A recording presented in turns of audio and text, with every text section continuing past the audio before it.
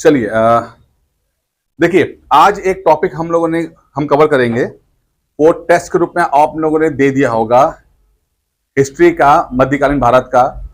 इसमें जो इन्वेडर्स, मुस्लिम इन्वेडर्स आए, तो शुरुआत में कौन आया, ठीक है। उसके बाद आपका गुलाम वंश और खिलजी, बलबन खिलजी, ये आप लोगों ने टेस्ट दिया हुआ है, ठीक है ना। जिन्होंने नहीं दिया वो दे दें। आज हम थोड़ा सा और एक लेवल के आगे जाएंगे, क्योंकि वो टॉपिक जो आपने घटना चक्र से टेस्ट दिए हैं, वो टॉपिक ट्रेंडिंग टॉपिक में आते हैं। ट्रेंडिंग टॉपिक का मतलब क्या है कि उन टॉपिक्स को हम टारगेट करेंगे और उनको थोड़ा सा एक लेवल और समझने की कोशिश करेंगे, क्योंकि जरूरी नहीं है कि घटना चक्र का आया सवाल ही आ जाए। करना जरूरी है घटना चक्र, लेकिन हमें एक लेवल आगे जाना पड़ेगा। सन 2022 में दो क्वेश्चन आते हैं टीसीएस प्री में, ठीक है, इसी टॉपिक से। कौन सा? खिलजी, इल्तुतमिश, गुलाम वंश जो है, दो क्वेश्चन आते हैं। 23 में एक सवाल आता है, ठीक है। तो अब ये इसलिए इंपॉर्टेंट है क्योंकि आप हमेशा देखो ट्रेंडिंग टॉपिक के बारे में डिस्कस किया था। हमने यहाँ पर भी बनाया भी है कि इसके अंदर कौन कौन से टॉपिक्स रहेंगे, उसमें उसको मैंने यहाँ पे डिवाइड भी कर रखा है। जिन लोगों को नहीं पता कि क्या चीज है ट्रेंडिंग टॉपिक, वो मेरा पुराना वीडियो देख सकते हैं, इसके बारे में पता लग जाएगा। फिलहाल मैं आपको दिखाने की कोशिश कर रहा हूँ कि यहाँ पर किस तरह से चीजें जो हैं होंगी। हम कुछ क्वेश्चंस पढ़ेंगे, उनमें से थोड़ा सा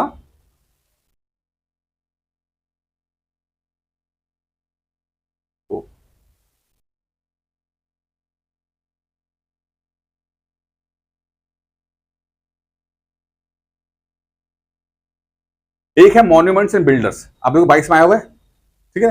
ये मॉन्यूमेंट्स एंड बिल्डर कि भाई कौन सा मॉन्यूमेंट किसने बनाया, ठीक है।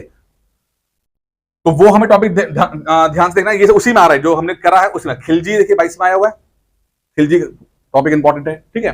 अच्छा, इसी तरह से आपके और जो टॉपिक है वो सब हम करेंगे, ठीक है। यहां पर आ जाएगा, उसके बाद ठीक है, ये पूरा ये टॉपिक जो है हम लोग कवर करेंगे इसके अंदर। अब इसमें दो तीन चीजें हैं, पहले दिखाया तो मैं आपको। पहले तो घटना चक्र सवाल जो है, जो इंपॉर्टेंट सवाल है, उनको हम डिस्कस करेंगे यहाँ पर एक अलग लेवल पे लेकर, इसमें कॉन्सेप्ट क्लियर हो जाए। प्लस कुछ नोट्स मैंने बनाए हैं, एक्स्ट्रा नोट्स हैं जो घटना चक्र में नहीं है। ये मेरे हैंड रिटन नोट्स हैं। आप लोग इसमें थोड़ा इंग्लिश और हिंदी मिक्स करके लिखा हुआ, इसको मैं आपको भेज दूंगा इसके अंदर। लेकिन ये थोड़ा सा जो ट्रेंडिंग टॉपिक के जो एक्स्ट्रा नोट्स जाएंगे आपको, मतलब जो एक्स्ट्रा पढ़ना है आपको रेंज, क्योंकि घटना चक्र में जो नहीं है, ठीक है, वो मैंने यहाँ पे नोट्स बना के दे दिया, आप कर दिए। ये मेरी रफ मतलब फटाफट लिखा हुआ है, लेकिन ये सब बहुत इंपॉर्टेंट है, ठीक है। आप इसको हिंदी में लिख सकते हो अपने से, जो इंग्लिश वाला इंग्लिश में लिखना है, बाकी हिंदी में लिखना, ठीक है। तो ये आपका जो ट्रेंडिंग टॉपिक का जो हमें एक्स्ट्रा पढ़ना पड़ता है, वो एक्स्ट्रा पढ़ लेंगे यहाँ पर। स्लेव सिंह जो अलाउद्दीन खिलजी का आ गया, ठीक है। लेकिन उससे पहले हम जो पढ़ेंगे वो थोड़ा सा हम लोग स्लेव पढ़ लेते हैं। फटाफट क्वेश्चन देख लेते हैं कौन कौन से आएंगे। 25-30 सवाल है, फटाफट देख लेंगे, इसमें आ जाएगा, ठीक है। क्लियर हो गया क्या पढ़ रहे हैं हम लोग? टॉपिक ट्रेंडिंग है, इंपॉर्टेंट टॉपिक है। पहला स्टेप घटना चक्र पढ़ा हम लोगों ने, वो कर लिया। सेकंड स्टेप है कि इससे बियॉन्ड अगर कुछ नया, और यकीन मान 22 और 23 का सवाल जो है वो घटना चक्र में है ही नहीं, ठीक से नहीं है। मतलब उसमें एक खाली वो बैक ऑफ फॉलोइंग सवाल है, उसमें एक एक पॉइंट है, मतलब 4 ऑप्शन में से एक ऑप्शन घटना चक्र मिल जाएगा। मतलब ये क्या शो कर रहा है कि क्वेश्चंस नए आ रहे हैं। आप लोग क्या करते हो, घटना चक्र पढ़ते हो, सिर्फ घटना चक्र पढ़ के सोचते हो खत्म। लेकिन 22 और 23 में जो क्वेश्चन आए हैं वो उसमें चीजें नहीं पूछी गई हैं, एक्स्ट्रा पूछी गई हैं। तो हमें ये ध्यान देना। अब हर चीज में एक्स्ट्रा नहीं कर पाएंगे हिस्ट्री में, क्योंकि बहुत बड़ा हो जाएगा। हम कुछ टॉपिक को जो ट्रेंड में आ रहे हैं उनको एक्स्ट्रा पढ़ सकते हैं, वो मैंने नोट्स बना के दे दिया आप लोगों को, ठीक है। आगे बढ़े, फटाफट क्वेश्चन देखते हैं। आप लोगों ने पढ़ा होगा, चलिए यहाँ पे ऑप्शन, हिंद भारत की जनता के संदर्भ में हिंदू शब्द का प्रथम बार प्रयोग किया गया था, ठीक है। अब ये मैंने कुछ 25 सवाल जो रखे हैं, ये इंपॉर्टेंट है। ये पूरे टॉपिक के 3-4 टॉपिक के सबसे इंपॉर्टेंट सवाल हैं। इसी माध्यम से सब पूरे आपके समझ में आ जाएगा क्या करना है, ठीक है। हिंद भारत की जनता के संदर्भ में हिंदू शब्द का प्रथम बार प्रयोग किसने किया था? चलिए बताइए, किसने किया था? हिंद बोला था सबसे पहले। किसने किया था? अरब ने, अरबों ने सबसे पहले जो है आपको जो इंडस रिवर है उसको सिंधु रिवर का हिंदू बोला, क्योंकि वहां भाषा में एस की जगह हा है, सिंधु की जगह हिंदू बोला इन्होंने, क्योंकि भाषा में उस भाषा में सा शब्द नहीं आता है, हा शब्द आता है, सा की जगह हा लिखा जाता है, तो हिंदू हो गया, ठीक है। हिंदू मतलब सिंधु नदी किनारे रहने वाले लोग। क्लियर है यहां तक? ठीक है। आप कोशिश करना सवाल देखिए, ऑप्शन ना देखिए आप लोग, जिससे कि आपको पता लग जाए, ठीक है, कि आपका सही हो रहा है कि नहीं हो रहा है। क्या हो, कुछ दिक्कत? समस्या तो बताओ, फटाफट बताओ, जल्दी बताओ, कुछ दिक्कत? नहीं है ना, और फटाफट थोड़ा तेज चलेंगे हम लोग, ठीक है। ऋग्वेद में उल्लेखित भरत कबीले के नाम पर इस देश का नाम भारत पड़ा। परंपरा अनुसार दुष्यंत, ये थोड़ा सा ये लिटरेचर की तरफ से आ रहा है, दुष्यंत के पुत्र भरत के नाम पर हमारे देश का नाम पड़ता है। कुछ विद्वानों के अनुसार ऋषभ देव के ज्येष्ठ पुत्र भरत के नाम पर इस देश का नाम भारत पड़ा।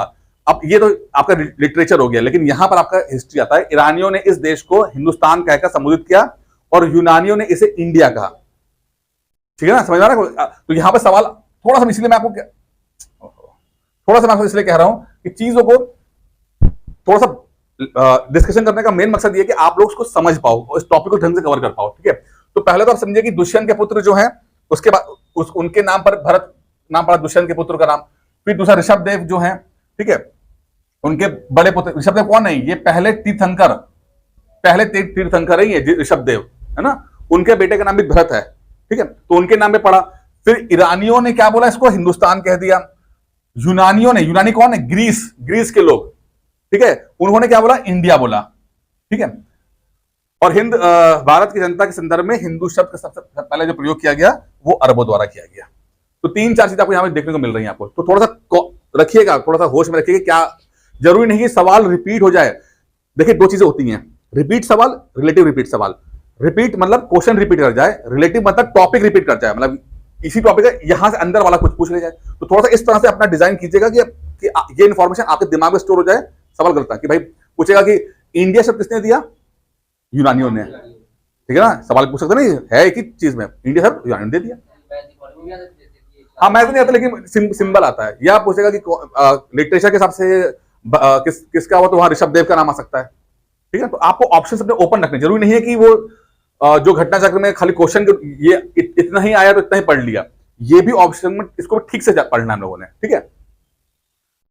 भारत के प्रथम मुस्लिम आक्रमणकारी कौन थे? बताइए।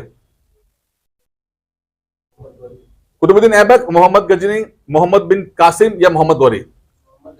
मोहम्मद बिन कासिम, ठीक है। सबसे पहला जो बंदा जो आया वो 712 में मोहम्मद बिन कासिम आता है, ठीक है।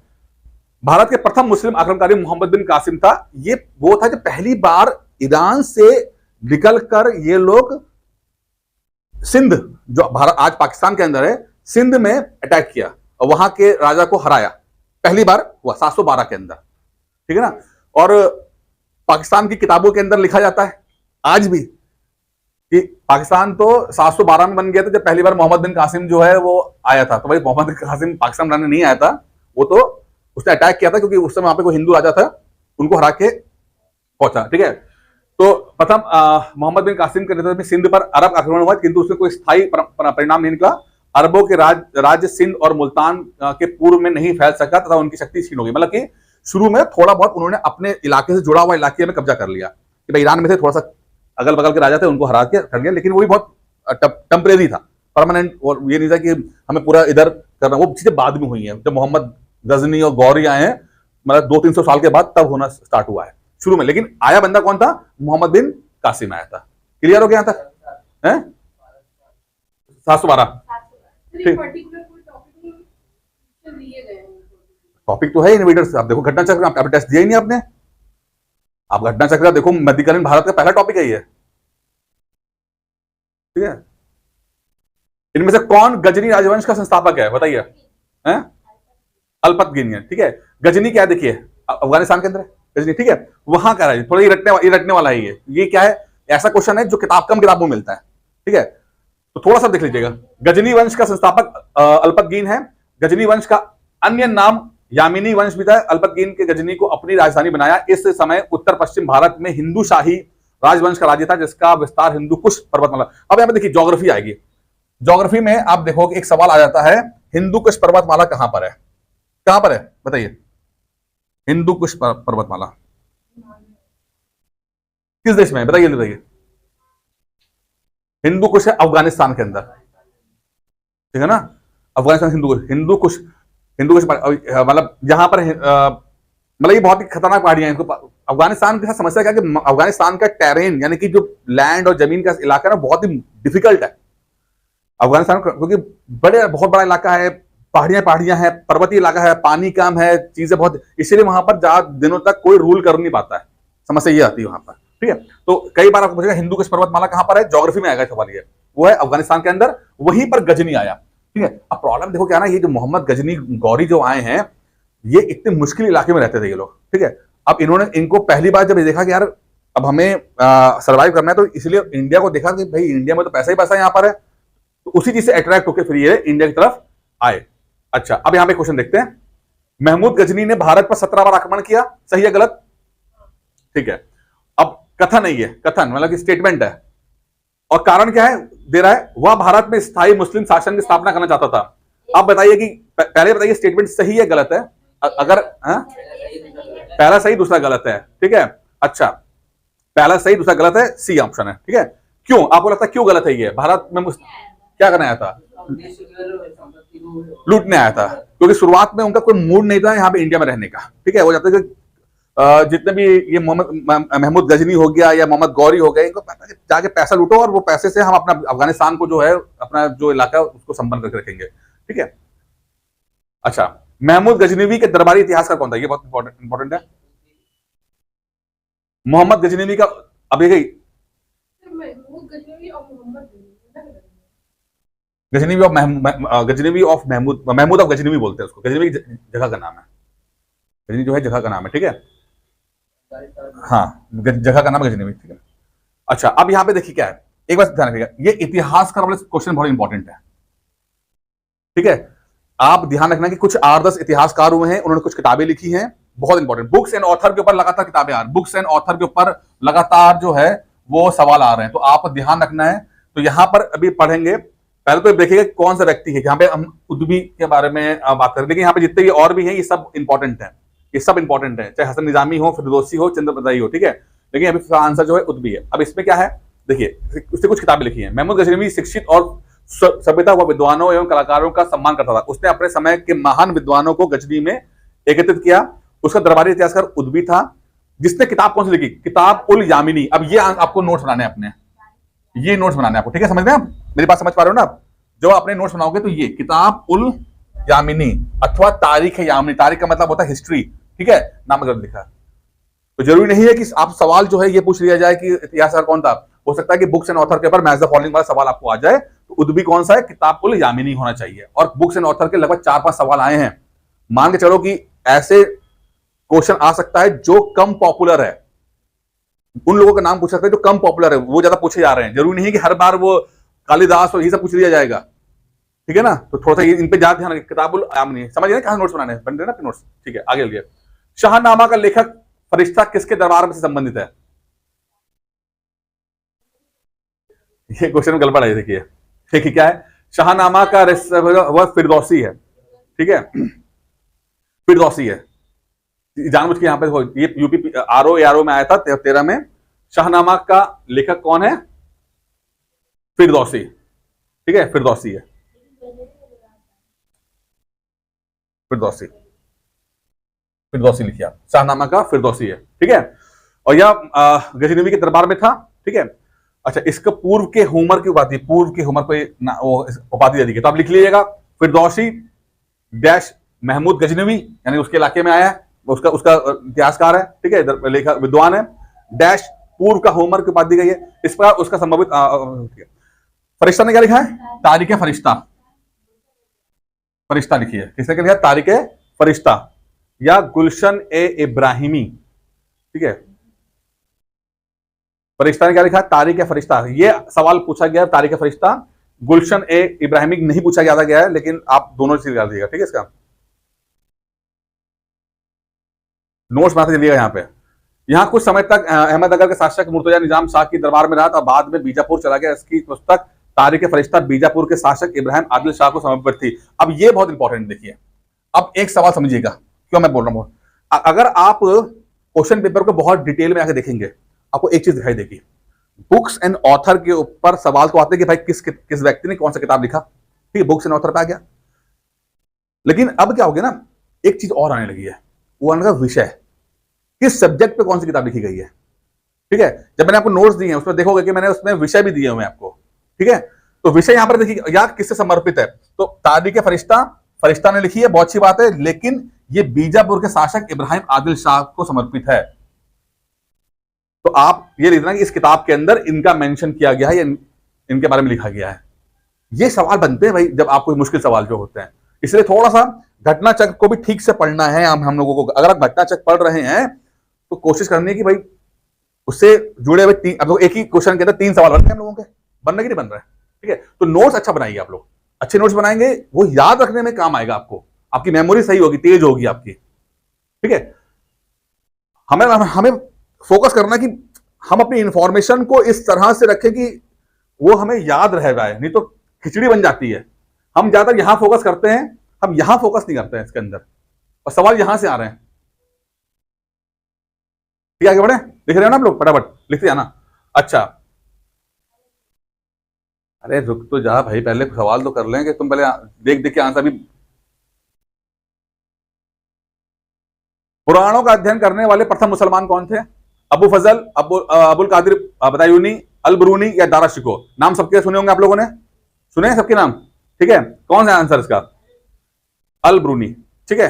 अल ब्रूनी जो है ये पहला व्यक्ति था जो कि थोड़ा सा ना सिर्फ पुराण बल्कि भगवत गीता और संस्कृत का बहुत ज्यादा ये इंटेलिजेंट स्कॉलर था। इंडिया जब आता है ये, तो ये पूरा यहां पर जो है काफी डिस्कस करता है।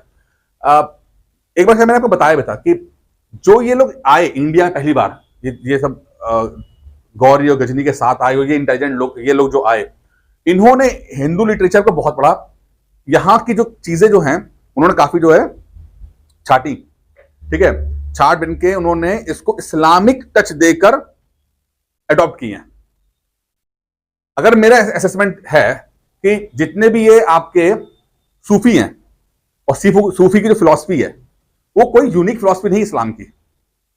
सूफी की जो फिलॉसफी है वो हिंदुओं की फिलॉसफी है, जिसके अंदर इस्लामिक टच है, तड़का है, और वो कर लिया। सूफी में पूरी जो फिलॉसफी है वो आपकी अद्वैत की है, अद्वैत, शंकराचार्य का जो है फिलॉसफी अद्वैत, यानी कि ब्रह्म और आप जो है अलग नहीं, एक ही है, ठीक है। और सूफी भी यही बोलता है, मौला मेरे मौला वाला मुझे सीधे कर लो, ठीक है। तो बहुत ज्यादा जो है वो इन्फ्लुएंस जितने भी हैं वो सब इंडियन फिलॉसफी से जुड़े हुए ही आपको वहां पे देखने को मिल जाएगा, ठीक है। और इसमें सबसे बड़ा रोल ये इन जैसे इतिहासकारों ने किया, जिन्होंने पढ़ पढ़ के यहाँ पर आए, संस्कृत सीखी, और संस्कृत सीखने के बाद यहाँ का जो इन्फॉर्मेशन है उसको मतलब डिकोड किया, समझा, गीता पढ़ा, सब कुछ किया, उसके बाद उसको फिर बाकी लोगों ने पढ़ा तो वो उन्होंने उसको अपने हिसाब से अडॉप्ट कर लिया।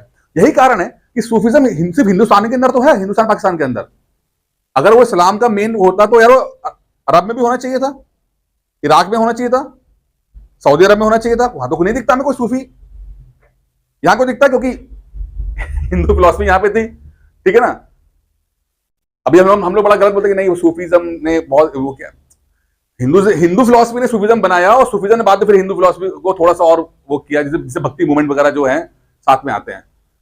पुराणों का अध्ययन करने वाला प्रथम मुसलमान अल ब्रूनी था। उसका जन्म 973 में हुआ। वह प्राचीन खुराजिम देश में रहने वाला था। महमूद गजनवी के, अब देखो एक सवाल आता है आपको, एक सवाल आएगा आपको यहाँ पर कि वो ऐसा कौन सा व्यक्ति था, ये कई बार आ चुका है, जो महमूद गजनवी के साथ आया, ऐसा इतिहासकार जो महमूद गजनवी के साथ आया, महमूद गजनवी के साथ आया, साथ भारत आया, पूछा गया कई बार, ठीक है, भारत आया, तो अल ब्रूनी भारत के आया था, वो इतिहासकार जो महमूद गजनवी के साथ आया। अल ब्रूनी इतिहासकार नहीं था, उसने ज्ञान और रुचियों में व्याप्त जीवन के अन्य क्षेत्रों तक थी, जैसे वो खगोल विज्ञान बहुत था, यानी ज्योग्राफी, भूगोल, तर्कशास्त्र, औषधि, ठीक है, गणित, धर्मशास्त्र, बहुत कुछ पढ़ा उसने, बहुत कुछ पढ़ के बहुत कुछ उसने इंफॉर्मेशन निकाली, ठीक है। और वही जो है बेस बनी बाद में इन लोगों का, इन्हीं रुचियों में उन्हें उसे भारत की तत्कालीन धार्मिक सांस्कृतिक स्थिति के बारे में ज्ञान प्राप्त करने के लिए प्रेरित किया। वही चीज मैं बता रहा हूं आपको, ठीक है।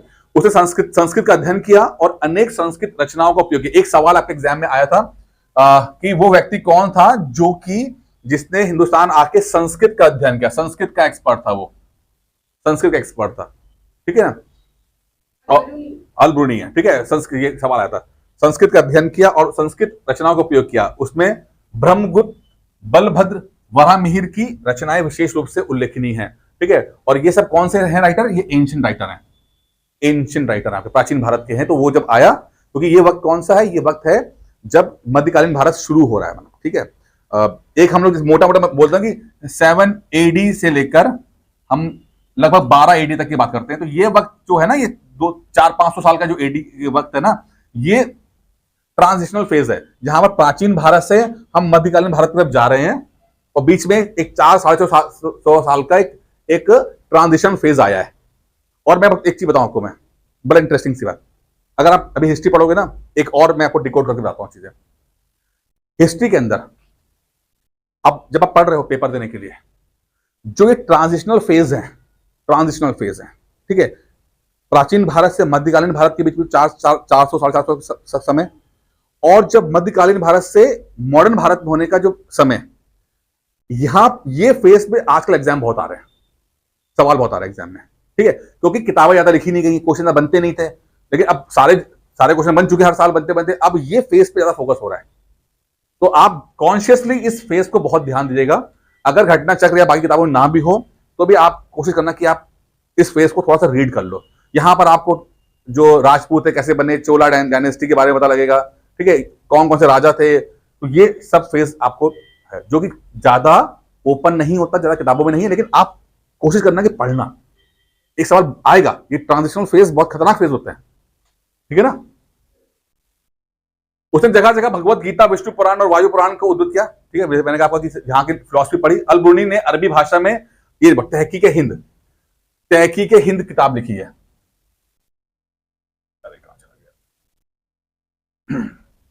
तहकीक हिंद किताब लिखी है, ठीक है, ठीक है। और जैसे मैंने आपको नोट्स दिए थे, तो आप याद करो, तहकीक हिंद के बारे में मैंने बोला था कि ब्रैकेट में लिखा था मैंने कि भगवत गीता से प्रभावित। तो ये किताब क्या है, तहकीक हिंद जो है, ये भगवत गीता से प्रभावित है किताब। ये किसने लिखी है, अल-बुर्नी ने लिखी है, ठीक है। सर्वप्रथम एडवर्ड साची ने अरबी भाषा में इस ग्रंथ को अनुवाद अंग्रेजी भाषा में किया था। इसका अनुवाद हिंदी में रजनीकांत शर्मा द्वारा किया। ये इंपॉर्टेंट नहीं है, ये तहकीक हिंद इंपॉर्टेंट है, ठीक है। अल-बुर्नी बहुत इंपॉर्टेंट कैरेक्टर है, एग्जाम में सवाल बन जाएगा। एक तो ट्रांजिशनल फेज में बंदा है, और निम्नलिखित में किसने महमूद गजनी के हमले के बाद सोमनाथ मंदिर का पुनर्निर्माण किया था, ठीक है। देखिए, अब सोमनाथ मंदिर गुजरात में है, ठीक है, बहुत ही संपन्न और सिद्ध मंदिर माना जाता है। ये जब गजनी को पता लगा कि भाई ये तो मंदिर बड़े रिच मंदिर हैं, क्योंकि हिंदू में यह था कि बहुत दान वान बहुत मिल जाता, तो मंदिर बहुत रिच हो जाते थे, ठीक है। तो कहते हैं कि जब ये यहाँ सोमनाथ पहुंचा, तो वहां पर जो लोग थे, क्या नाम है, जो पुजारी वगैरह थे और लोग थे, अब समझ में कि भाई तो हार ही गया, ठीक है। तो उन्होंने कहा कि भाई तुम्हें जितना पैसा चाहिए तुम ले लो, तुम्हें जितना लूटना है तुम लूट लो, जितना तुम्हें लूटना लूट लो, पैसे की दिक्कत नहीं है, लेकिन तुम मंदिर की मूर्ति मत तोड़ो, ठीक है। पैसा लूटना है तुम पैसा लूट लो। लेकिन महमूद गजनी ने मूर्ति भी तोड़ी, पैसा तो लूटा और मूर्ति भी तोड़ी, ठीक है, ये बोलकर कि अगर मैं मूर्ति नहीं तोड़ूंगा तो जब मैं वापस जाऊंगा तो लोग मुझे बोलेंगे कि तुम तो पक्के मुसलमान नहीं हो। यही हुआ फिर, जब ये लोग, जब इनके बाद के जितने लोग आए, वो लोग साउथ में अटैक करते हैं, साउथ में, ठीक है। तो साउथ वाले तो पहली बार उनको ऐसा आक्रमण देखने को मिला, क्योंकि उससे पहले तक के इतिहास में कभी नहीं है कि इतना ज्यादा खतरनाक तरीके से आक्रमण किया गया हो। तो साउथ के मंदिरों में क्या हुआ कि अपने मंदिर को बचाने के लिए, अब मंदिर तो मंदिर ही है, दो तीन काम किए उन्होंने। मूर्ति को लिया और मूर्ति को जाकर जो गोपुरम होता है, गोपुरम क्या होता है, जो सबसे ऊपर जो होता है, उधर मूर्ति को ऊपर रख दिया कि भाई चढ़ ही नहीं पाओगे तुम ऊपर, ठीक है ना, ठीक है ना, गोपुरम होता है, वहां ऊपर टांग दिया, मंदिर को रख दिया, क्योंकि मूर्ति बहुत इंपॉर्टेंट है, वो सिद्ध मूर्ति होती है। वो मूर्ति ऐसी नहीं कि यार रैंडम पत्थर नहीं होता है, वो सिद्ध मूर्ति है ना भाई, हिंदुओं को ये चाहिए कि वो सिद्ध है वो, ठीक है। अब मूर्ति बचाना बहुत जरूरी होता है। दूसरा क्या किया गया, गड्ढे खोद के उन्हें मूर्तियों को अंदर डाल दिया गया, और मूर्तियों को अंदर गाड़ दिया गया, ऊपर से ढक दिया गया। ये बहुत, इसलिए कई, और ये तो बड़े मंदिर की बता रहा हूँ, छोटे मंदिरों में भी यही हुआ कि मंदिरों की मूर्तियों गड्ढे खोद के उसको अंदर डाला गया, उसके ऊपर कुछ लकड़ी वाला कुछ और डाल दिया गया, खुदाई हो तो खाली ऊपर ही चीजें मिल जाए, नीचे मंदिर, और उल्टा मूर्ति को ऐसा नहीं डाला, मूर्ति को उल्टा घुमा के डाला जिससे कि बचे। इसलिए बाद में कभी रैंडमली ना खुद ऐसे कंस्ट्रक्शन करते करते क्या होता था कि मूर्ति निकाल आती थी। ये मूर्तियां वही थी जो मंदिर के समय पर मूर्तियां, लोगों ने मूर्तियां बचाई अपनी। एक काम और किया, जब हमारा मूर्ति है इधर, तो एक दीवार खड़ी कर दी, फॉल्स दीवार, ठीक है, और उसके आगे मूर्ति या शिवलिंग देखो वहां पर तो शिव भगवान का बहुत ज्यादा है। तो लिंगराज मंदिर में क्या है कि जो मेन जो आपका जो शिवलिंग है उसको नुकसान ना हो, तो उसके आगे जो है एक दीवार खड़ी कर दी और एक नकली शिवलिंग रख दिया वहां पर। अभी भी है वो नकली शिवलिंग आज भी है, और उसके ऊपर आप देखोगे तलवारों के वार अभी भी पड़े हुए हैं शिवलिंग के ऊपर। तो ऐसा किया है बचाने के लिए कि आपका अपना तो पैसा इंपॉर्टेंट कभी भी नहीं रहा था। अरे मेरे भोले हिंदुओं आपको ये नहीं पता कि सिद्ध और असिद्ध क्या होता है, प्राण में क्या है?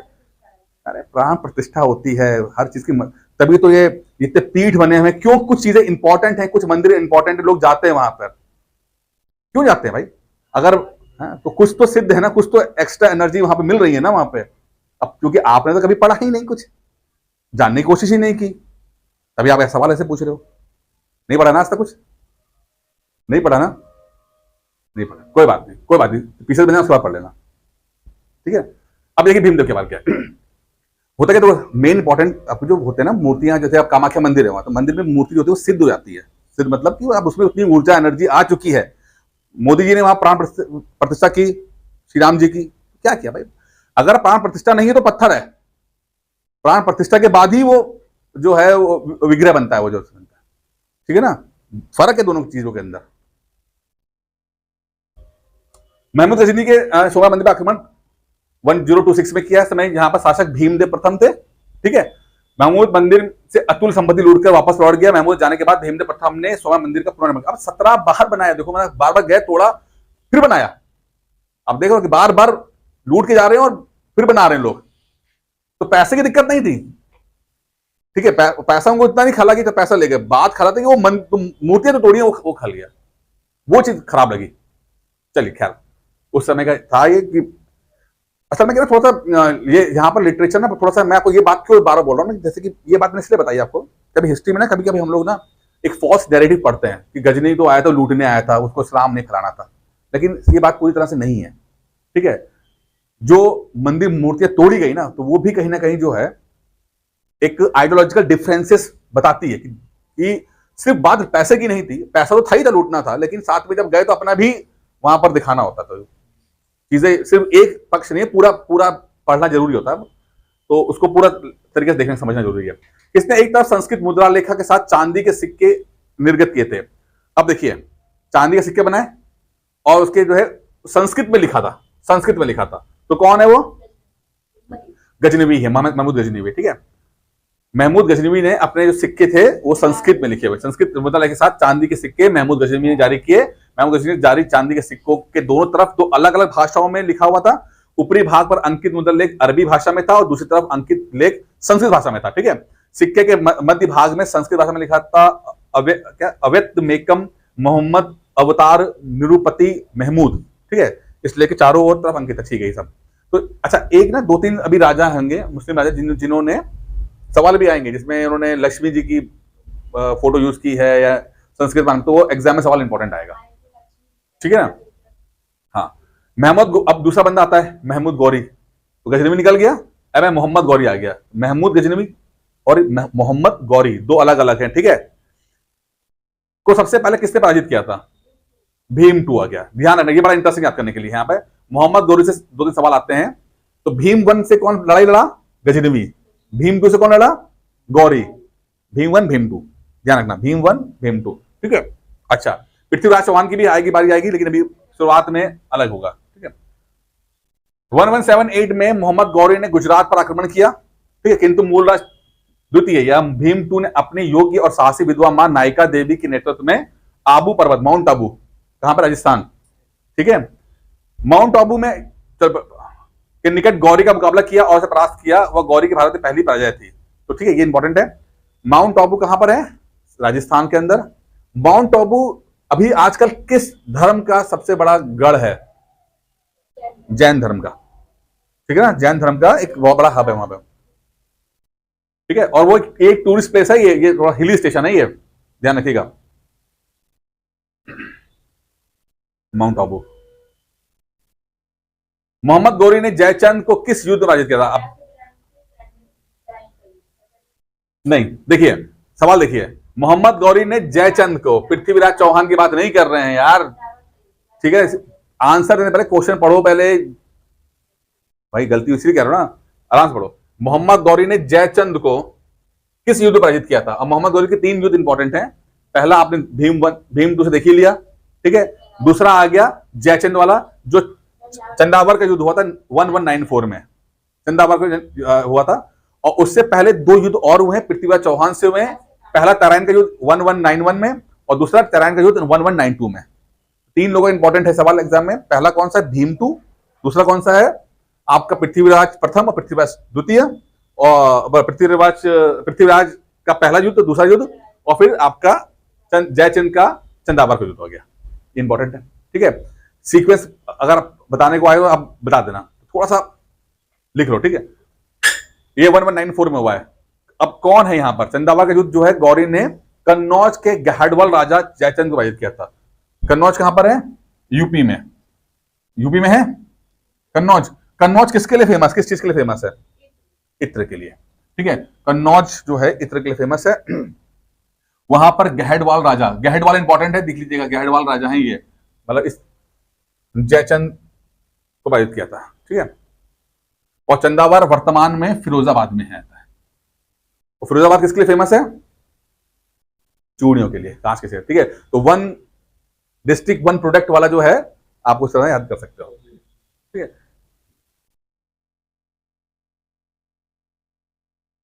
चलिए, युद्ध जिसमें भारत में मुस्लिम शक्ति की स्थापना हुई। अब देखिए, पहला लड़ाई होती है तराइन का प्रथम युद्ध 1191 में, जहां पर पृथ्वीराज चौहान जो हैं वो हरा देते हैं गौरी को और गौरी भाग जाते हैं। अब राजपूतों के साथ समस्या क्या थी? राजपूत जो है बहुत ही एथिकल है। एथिकल मतलब क्या है कि बोलते हैं भाई हम जो है शत्रुओं से भागते हुए शत्रु पे अटैक नहीं कर सकते, हम पीठ पीछे में नहीं वार करेंगे, तो उनके बड़े इथिक्स हैं और उस पर वो रहते हैं। लेकिन यही देखो, युद्ध में क्या होता है ना, इथिक्स हमेशा काम नहीं आते हैं। अच्छी बात है इथिक्स, लेकिन आप जब आपका दुश्मन अनएथिकल हो तो थोड़ा थोड़ा आपको अनएथिकल होना पड़ता है, ठीक है? तो तराइन के युद्ध में मोहम्मद गौरी भाग रहा है, पृथ्वीराज चौहान जाते तो उसको पकड़ के मार सकते थे, लेकिन उनका नहीं भागने तो उसको हम क्षमा करते हैं, ठीक है? वो 1 साल बाद फिर ट्रेंड होके आ गया, ट्रेंड होके आया और तराइन का युद्ध, सेकंड वाला युद्ध था, उसमें उसने हरा दिया, ठीक है? सेकंड वाला तो इस युद्ध के हारने के बाद, पृथ्वीराज चौहान के हारने के बाद, यहां से रास्ता खुल गया कि जो है मुस्लिम शक्ति जो है स्थापना हिंदुस्तान में हुई, जो अगले 4-5-6 साल इंडिया में फिर वो रहे इसके अंदर, ठीक है? अच्छा, अब एकमात्र राजा जो है, अच्छा ये प्रॉब्लम जो थी ना, जो एथिकल होकर युद्ध लड़ने की प्रॉब्लम थी मिडिवल हिस्ट्री के अंदर, वो सभी राजाओं के अंदर थी, मतलब राजपूत तो थे, बाकी सब और भी थे। शिवाजी जो भाई, शिवाजी बंदा था, उन्होंने कहा जैसा देश वैसा भेष, जैसा दुश्मन वैसा हम, तो उन्होंने फिर उनको वैसे ही तरीके से हराया। तो जब समझो कि जब शिवाजी जब लड़ने आते हैं, उससे मिलने आते हैं, क्या नाम है उसका, क्या नाम है उसका बंदे का, क्या नाम भूल गया यार, तो नाम स्लिप हो गया नाम से मेरे दिमाग से। तो वो अपने सिंह नख लेके जाते हैं, ठीक है ना, हाथों में बांध के कि, और जब गले मिलता है तो वो सिंह नख से उसको मार देते हैं। क्या बंदे का नाम भूल रहा हूँ यार मैं, क्या था, बख्त खान नहीं, कुछ ऐसे नाम था ना उसका। तो सिंह नख के ऊपर याद इसलिए मुझे आया है क्योंकि लंदन से सिंह नख अभी इंडिया आया है। जो ये शिवाजी का सिंह नख था वो इंडिया लंदन के म्यूजियम में था, तो इसको लाया गया है, ठीक है? अच्छा, पानीपत का तो युद्ध तो पता ही आपको, प्रथम युद्ध किसमें किसमें हुआ था? पानीपत का प्रथम युद्ध कब हुआ था? पानीपत का प्रथम युद्ध बाबर और, हाँ, बाबर और किसमें था? बाबर हुमायूं लड़ेंगे, बाबर लड़ेंगे, इब्राहिम लोदी, ठीक है? दूसरा युद्ध जो था वो आपका था अकबर और हेमू विक्रमादित्य, ठीक है? ये आपकी हिस्ट्री है। अच्छा, अब यहां पे देखिए, निम्नलिखित नामों का हमें क्रमानुक्रम लिखना है कि भाई पहले कौन आया, बाद में कौन आया, ठीक है? अब बताइए, हाँ बताओ, कौन कौन पहले आया?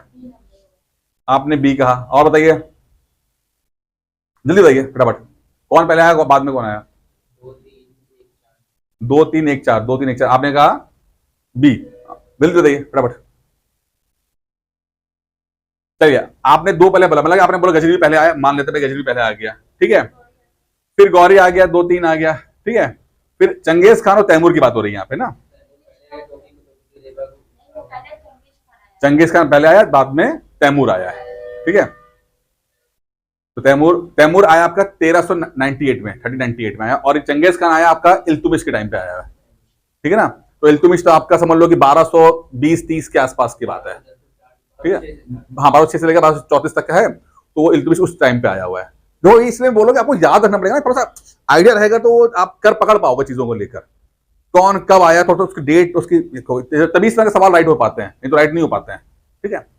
तो 1999 से लेकर 1027 इसमें बीच महमूद गजनवी ने भारत पर 17 बार आक्रमण किया। शिहाबुद्दीन मोहम्मद गौरी का प्रथम आक्रमण 1175 में हुआ, यानी कि लगभग 175 साल के बाद मोहम्मद गौरी आया, ठीक है। और फिर 1205 में तक वो बराबर साम्राज्य विस्तार अथवा पूर्व विजित राज्य की रक्षा के लिए भारत पर चढ़ाई करता रहा। चंगेज खान के आक्रमण का भय तब उत्पन्न हुआ जब 1221, यानी कि हमने कहा कि इल्तुमिश की बात करें ना, में ख्वारिज़म शाह की मृत्यु के बाद उसका पुत्र और उत्तराधिकारी जलालुद्दीन मंगबरनी के पीछा करते करते दिल्ली तक पहुंच गया था, ठीक है, वो भागा था।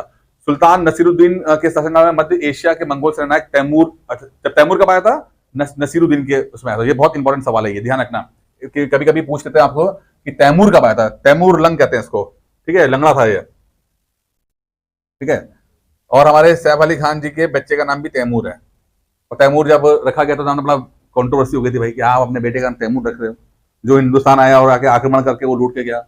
लेकिन कौन समझाए भैया सेलिब्रिटीज को, नहीं नाम अच्छा लग रहा है, लग रहा है ठीक है, क्या कर लोगे। सेलिब्रिटीज ने हिस्ट्री, तो सेलिब्रिटी बने होते हैं, वो आपकी तरह फिर एस्पिरेंट बने होते हैं ना। वो सेलिब्रिटी इसलिए है कि वो कुछ करा ही नहीं जिंदगी में।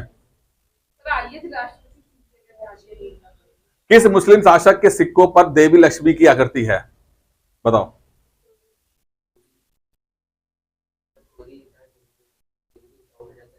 मोहम्मद गौरी, ठीक है ना।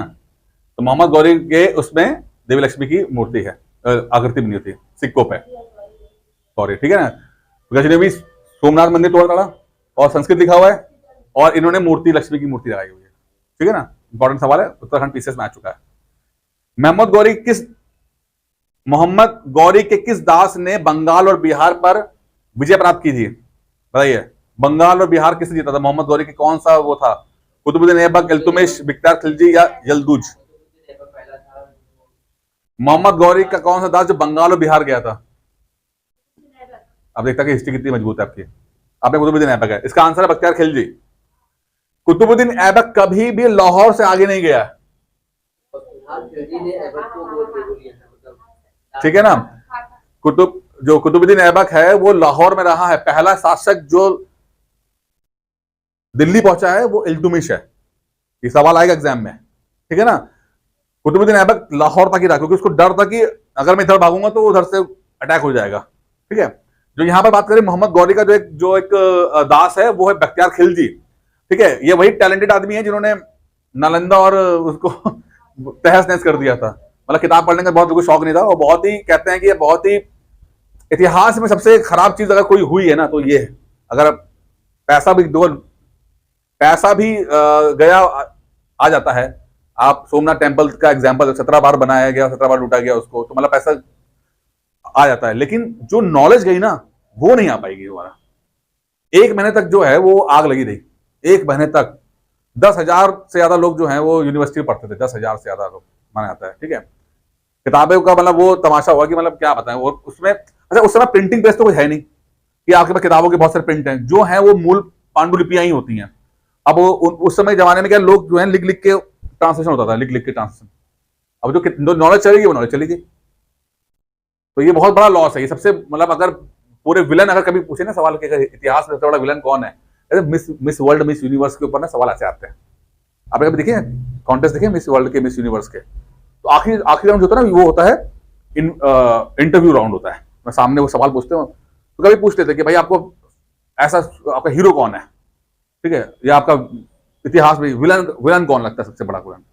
इस तरह के सवाल कभी आ जाए तो आप बख्तियार खिलजी का नाम डाल सकते हो, और उसके पीछे आप रीजन भी सॉलिड आपके पास है कि जो उसने लॉस किया ना, वो शायद वो पैसे से भी ज्यादा का लॉस है जो नॉलेज चली गई, जो परमानेंटली चली गई। तो बख्तियार खिलजी सबसे बड़ा विलन है जो मुझे लगता है।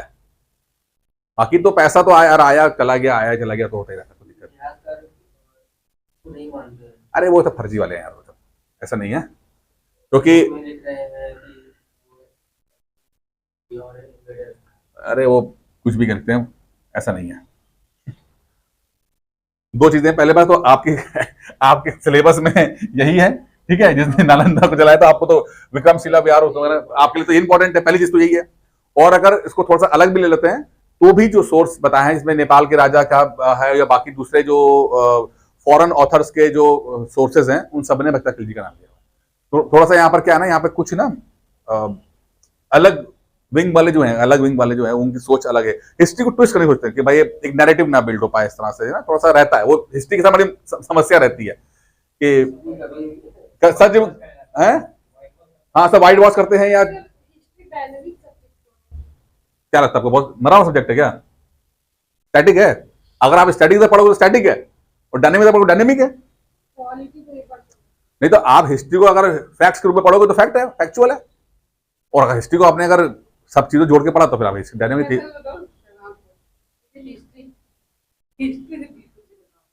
क्योंकि आपने कभी लगाव करने की सोची नहीं ना, आप पढ़ी फैक्चुअल रहे हो ना।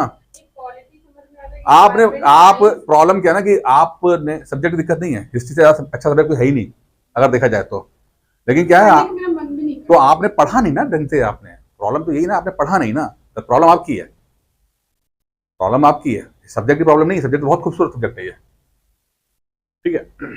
चलिए खैर कोई बात नहीं, अपने अपने होता है। जब अटैक किया कौन है राजा? लक्ष्मण सेन, ठीक है, ये भाग गए थे, ठीक है। भागने के बाद क्या, राजा की नेतृत्व में नगर में आत्मसमर्पण कर दिया। लक्ष्मण सेन ने भागकर पूरी बंगाल में शासन चलाने, वहीं पर कुछ समय तक रहे। और इख्तियारुद्दीन ने भी संपूर्ण बंगाल में जीतने का प्रयास नहीं किया, और इख्तियारुद्दीन ने लखनौती में अपने राजधानी बनाया। और देखिए बड़ी इंटरेस्टिंग बात क्या है कि आपके पास ना बख्तियार खिलजी किया, तो जिस व्यक्ति ने नालंदा यूनिवर्सिटी को जलाया, उस व्यक्ति के नाम पर आज भी रेलवे स्टेशन है, ठीक है। क्या है, बख्तियारगंज, क्या बख्तियारपुर, ऐसे भी नाम है जगह का, उसके नाम पे रेलवे स्टेशन अभी भी है। तो आप समझो कि क्या ही चल रहा है, ठीक है। क्या आप, चलिए अब आगे बढ़े। अब देखो दूसरा अगला आ गया, गुलाम वंश आ गया। अभी तो हमने क्या पढ़ा, इन्वेडर्स के बारे में पढ़ा, तो 3-4 इन्वेडर्स पढ़ लिया हमने, गजनवी, गौरी और बख्तियार खिलजी सब आ गए, ठीक है। अब आ गया आपका गुलाम वंश आ गया। क्या भाई यहाँ पे रूल कौन करेगा? तो रूल पहला जो वंश जिसने रूल किया था, गुलाम वंश लोगों ने रूल किया था। सवाल एग्जाम में आपसे ऐसे पूछा था कि सीक्वेंस यही है, गुलाम वंश के बाद कौन आया? खिलजी, फिर तुगलक, ठीक है ना। इस तरह का सीक्वेंस बहुत बार पूछा जाता है, ठीक है ना। बाद में लोधी, लास्ट में लोधी है, तो इब्राहिम लोधी प्रथम, तब जाके फिर मुगल शुरू हो गए थे फिर, ठीक है। तो गुलाम वंश का संस्थापक कौन है आपका? कुतुबुद्दीन ऐबक, चलो ठीक है, पहला बंदा है तो, लेकिन ये पूरा शासक नहीं, राजा नहीं था, ठीक है, ये गुलाम था। ये भी एक तरह, कुतुबुद्दीन ऐबक भी जो गुलाम था, 1290 तक दिल्ली सल्तनत में सुल्तान गुलाम वंश के नाम पे रहा, जिसका संस्थापक कुतुबुद्दीन ऐबक है। 3 लोग आए थे इसके अंदर, पहला है आपका कुतुबुद्दीन ऐबक, दूसरा आपका इल्तुतमिश, फिर रजिया, और फिर बलबन, ठीक है ना, और फिर छोटे पुटर आए हैं। फिर 1290 के आसपास आपका खिलजी स्टार्ट हो जाता है, और 1296 में आपका अलाउद्दीन खिलजी आता है। तो अलाउद्दीन खिलजी संस्थापक नहीं है, गयासुद्दीन खिलजी आई थिंक नाम है उसको, वो संस्थापक है। तो 4-5 साल उन्होंने रूल किया, उसके बाद अलाउद्दीन खिलजी आए। तो अलाउद्दीन खिलजी ने 1296 से लेकर 1314-15 के आसपास तक जो है रूल किया, और उसके मरने के बाद 5-6 साल के बाद वो खिलजी वंश खत्म हो गया, ठीक है। तो 1206 से लेकर 1290 तक दिल्ली सल्तनत में सुल्तान गुलाम वंश के सुल्तानों का नाम लिखा था, जिसका संस्थापक कुतुबुद्दीन ऐबक था। यद्यपि वे एक वंश में नहीं थे, क्या नहीं थे, गुलाम थे खुद। एक हमारा ये नहीं कि राजा का बेटा राजा, सिर्फ इल्तुतमिश की बेटी जो थी ना रजिया, बस वो एक थोड़ा सा वहां पर सीक्वेंस है, बाकी सब अलग अलग थे, ठीक है। वे सभी तुर्क थे, ठीक है, और उनके वंश पृथक पृथक थे, क्योंकि चूंकि गुलाम थे, साथ ही स्वतंत्र माता पिता की संतान थी, ठीक है। अंत में इन संतानों को गुलाम वंश में सुल्तान कहने के स्थान पर प्रारंभिक तुर्क सुल्तान या दिल्ली के ममलूक सुल्तान कहना अधिक उपयुक्त है, ठीक है। पूरे सुल्तान नहीं थे, इनको ममलूक वंश, कई बार हम ममलूक वंश को इस्तेमाल करते हैं वर्ड ममलूक, ठीक है, ध्यान रखना। ममलूक तो गुलामों के साथ जुड़ा हुआ है, गुलाम वंश से जुड़ा हुआ है। क्या? हाँ हाँ, दिल्ली सल्तनत में कौन सा सुल्तान लाख बख्श के नाम से फेमस है? लाख बख्श। कहते हैं कि ये पर डे लाखों का दान क्या करता था? कौन करता था? कुतुबुद्दीन ऐबक था। ठीक है, जो लाखों का दान इसमें किया करता था। ये लाख बख्श के ऊपर सवाल कई बार पूछे गए, ध्यान रखना। कुतुबुद्दीन ऐबक लाख बख्श, बड़ा इंपॉर्टेंट सवाल है। अपनी उदारता के कारण कुतुबुद्दीन ऐबक इतना अधिक दान करता था कि उसे लाख बख्श, लाखों को देने वाला के नाम से पुकारा जाता है। फरिश्ता ने लिखा कि यदि व्यक्ति किसी की दानशीलता की प्रशंसा करते थे तो उसे अपने युग का ऐबक पुकारते थे। यानी पता नहीं यार, ये तो टाटा बिरला की तरह अमीर हो गया है, या अंबानी की तरह अमीर हो गया ना। तो किसी को उपमा देनी होती तो कहते थे कि यार ये तो ऐबक की तरह हो गया, इतना ज्यादा दान कर रहा है। उसकी एक उपाधि कुरान खान भी थी।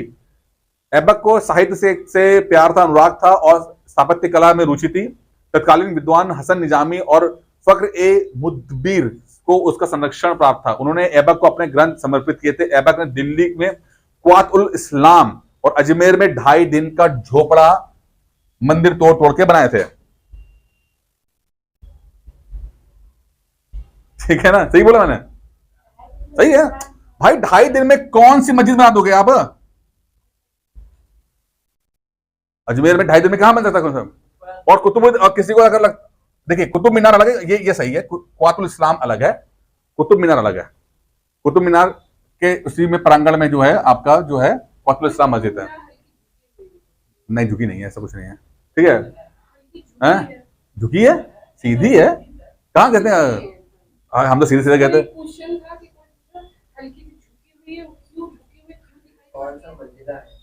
क्या झुका है? पता नहीं।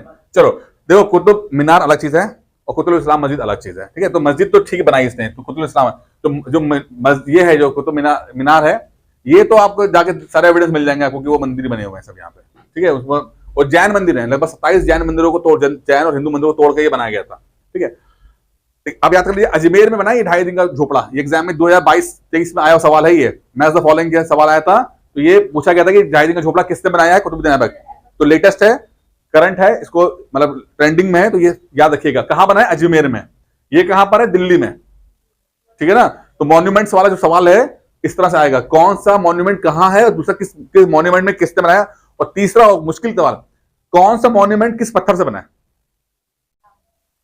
ठीक है ना, कौन सा? तो मॉन्यूमेंट का सवाल थोड़ा मुश्किल पड़ते हैं। उसने दिल्ली में स्थित कुतुब मीनार का निर्माण कार्य आरंभ कराया था। अच्छा, उसने स्टार्ट तो कर दिया था कुतुब मीनार, ठीक है, लेकिन पूरा करने से पहले मर गया। मरा कैसे?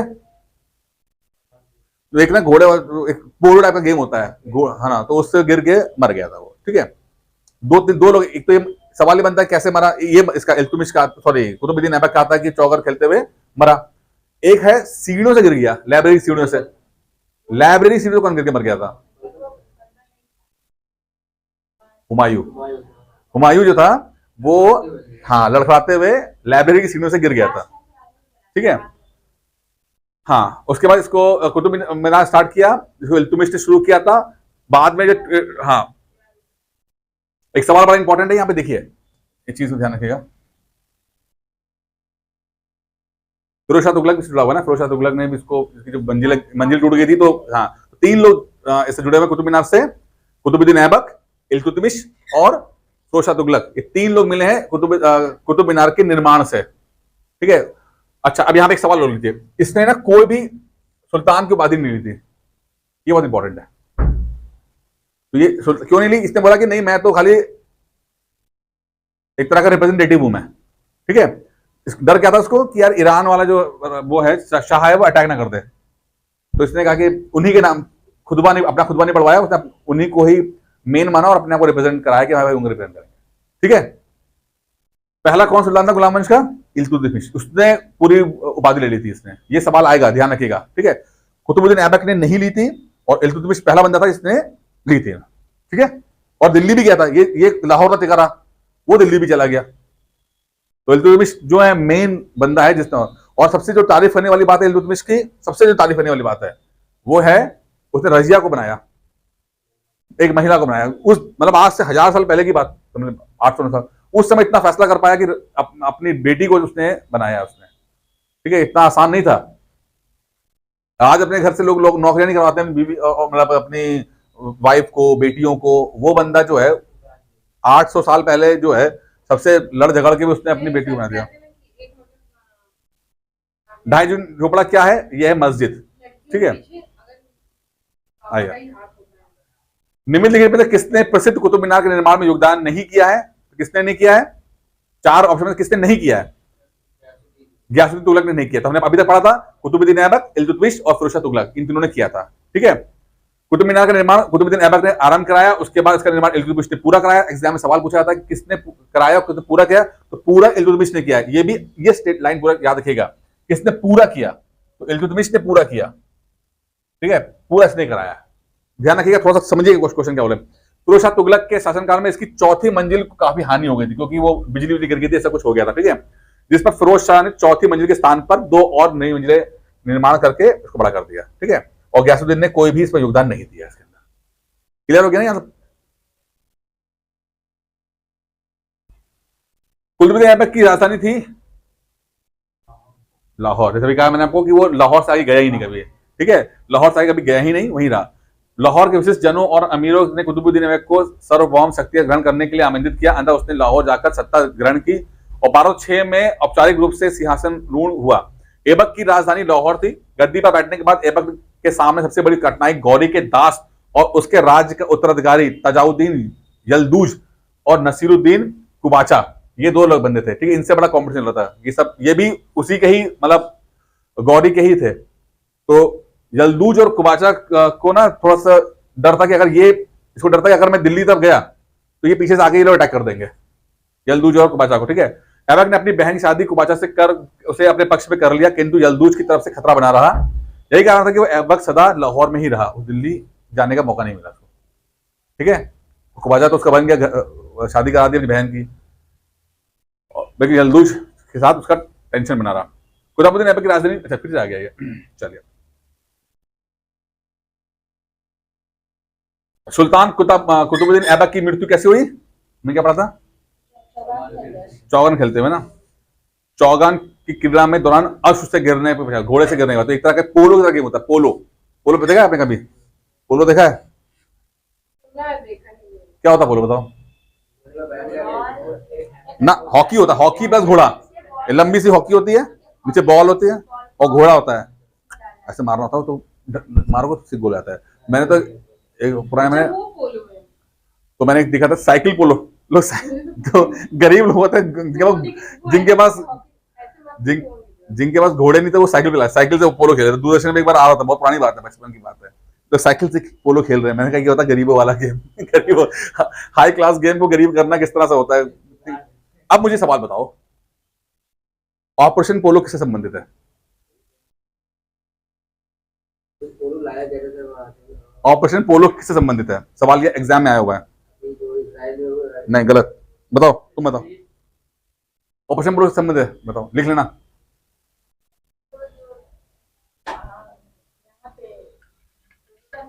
सब गलत। ऑपरेशन पर संबंधित है हैदराबाद को भारत में विलय करने का। हैदराबाद, ठीक है, हैदराबाद जब भारत आजाद हुआ था तो हैदराबाद ने कहा था कि हम अलग रहेंगे। ठीक है, जब हम अलग रहेंगे तो पुलिस कार्रवाई हुई थी भारत की तरफ से, ठीक है, उसको ऑपरेशन पोलो का नाम दिया गया था। बहुत इंपॉर्टेंट है। और ये ऑपरेशन पोलो क्यों रखा गया? क्योंकि उस समय हैदराबाद के अंदर दुनिया में सबसे ज्यादा पोलो ग्राउंड थे हुआ करते थे, तो ऑपरेशन पोलो इसलिए दिया गया था। पोलो ग्राउंड होते वहां पर हैदराबाद के अंदर, क्योंकि वहां के जो निजाम साहब थे उनको पोलो खेलना बहुत पसंद था। सबसे ग्राउंड वहां पे हुआ करते थे। याद रखना, एग्जाम में सवाल आया हुआ है, ये ध्यान रखना। पढ़ाया था पॉलिटी तो समझा समझा के यार,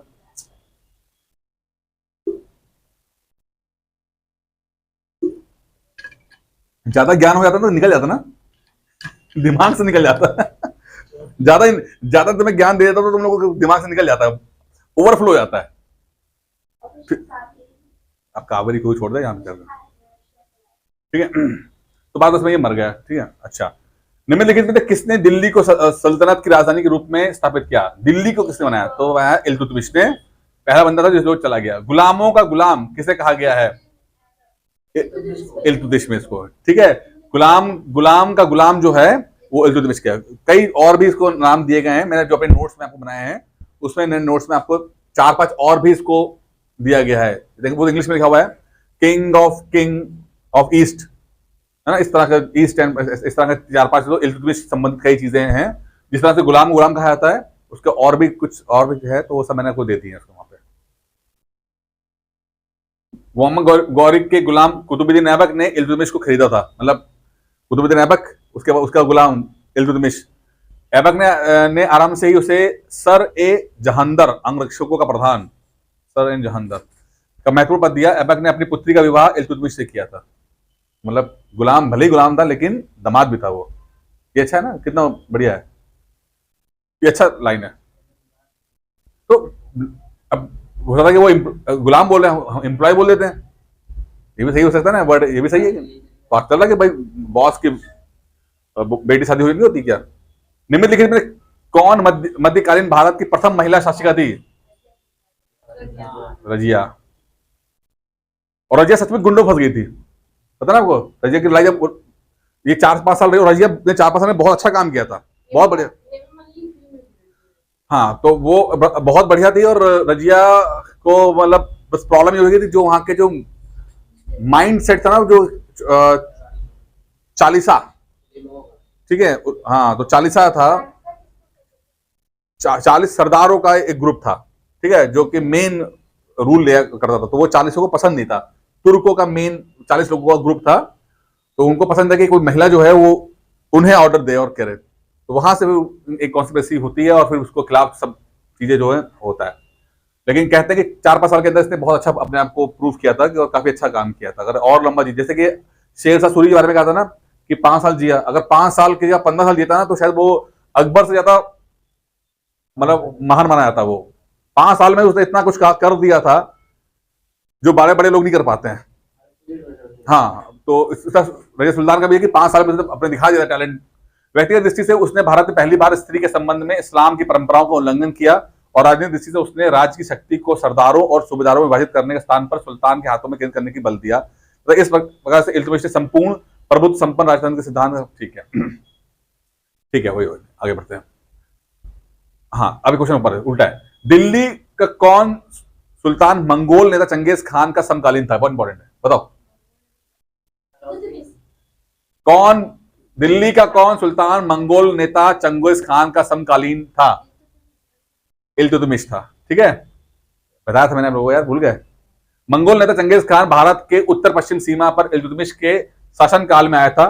चंगेज खान के प्रकोप से रक्षार्थ ख्वाजिम शाह का पुत्र जलालुद्दीन मंगबरनी सिंधु घाटी पहुंचा। संभवतः चंगेज खान ने इल्तुतमिश के पास अपने दूत को भेजे थे कि वह मंगबरनी की सहायता ना करे। अंततः इल्तुतमिश ने उसकी कोई सहायता ना की और वह मंगबरनी 1224 ईस्वी में भारत से चला गया, तो उससे समस्या का समाधान हो गया। वह क्या था, मंगबरनी भागते भागते आ रहे थे और चंगेज खान से पीछा करते चला आ रहा था। तो इसने सोचा कि इंडिया आके मैं इल्तुतमिश से बोलता हूँ कि मेरी हेल्प कर दो। तो इल्तुतमिश समझ गया कि भाई अगर मैं इनके चक्कर में फंसा तो ये चंगेज खान मुझ पर अटैक कर देगा और फिर मुझे बर्बाद कर देगा। उसने उनको सारण दिया, उसको भेज दिया था मंगबरनी को, ठीक है। चंगेज खान बहुत बड़ा एक बड़ा और महान लीडर है पूरा मंगोल पावर का, और काफी बड़े इलाके में उसने अपने टाइम पे काम रूल किया हुआ है। दिल्ली के किस सुल्तान के विषय में कहा गया कि उसने रक्त और लोह की नीति अपनाई थी? पहले बताइए, बलबंद आंसर हो गया, लेकिन है क्या रक्त और लोह? रक्त और लोह यानी कि iron and blood, blood and iron की नीति क्या होती है? मार के सही बताओ तरीका, पढ़ा नहीं तो कोई बात नहीं। चलो देखो, बलबन जो था वो पहला था चालीसा, ठीक है, यानी कि जो ग्रुप ऑफ 40 का था ना, उसका एक मेंबर था, ठीक है। जब कौन इल्तुतमिश राजा हुआ करता था, उसी समय पर ये बलबन हुआ करता था उस 40। उसके बाद रजिया बनती है, रजिया के बाद फिर पावर बलबन के पास आ जाती है। अब बलबन को पता था कि क्योंकि बलबन नीचे से आया था, ठीक है, तो उसको पता था कि किस तरह कंट्रोल किया जाता है। तो इसने पहला काम क्या किया, इसने पहला काम यह किया कि उसने जो ग्रुप ऑफ 40 से 40 उनको सबको डिसबैंड कर दिया, यानी कि खत्म कर दिया। मुझे पता है कि अगर मैं ऊपर पहुंचा हूं तो कोई मुझे रिप्लेस ना कर दे, तो पहले तो ये सब हटो, ठीक है, सबको कमजोर कर दिया, पावर एक ग्रुप में रखी नहीं। दूसरा, बहुत सख्ती के साथ उसने चीजों को एग्जीक्यूट किया है कि आप कुछ भी जो है नॉनसेंस वाला काम नहीं कर सकते। मतलब नॉनसेंस मतलब कि अपनी कोई भी पॉलिसी या कुछ भी होगा उसको बहुत ही हार्ड और बहुत ही सख्त तरीके से इंप्लीमेंट कराया। ठीक है, कुछ नए चीजों को उसने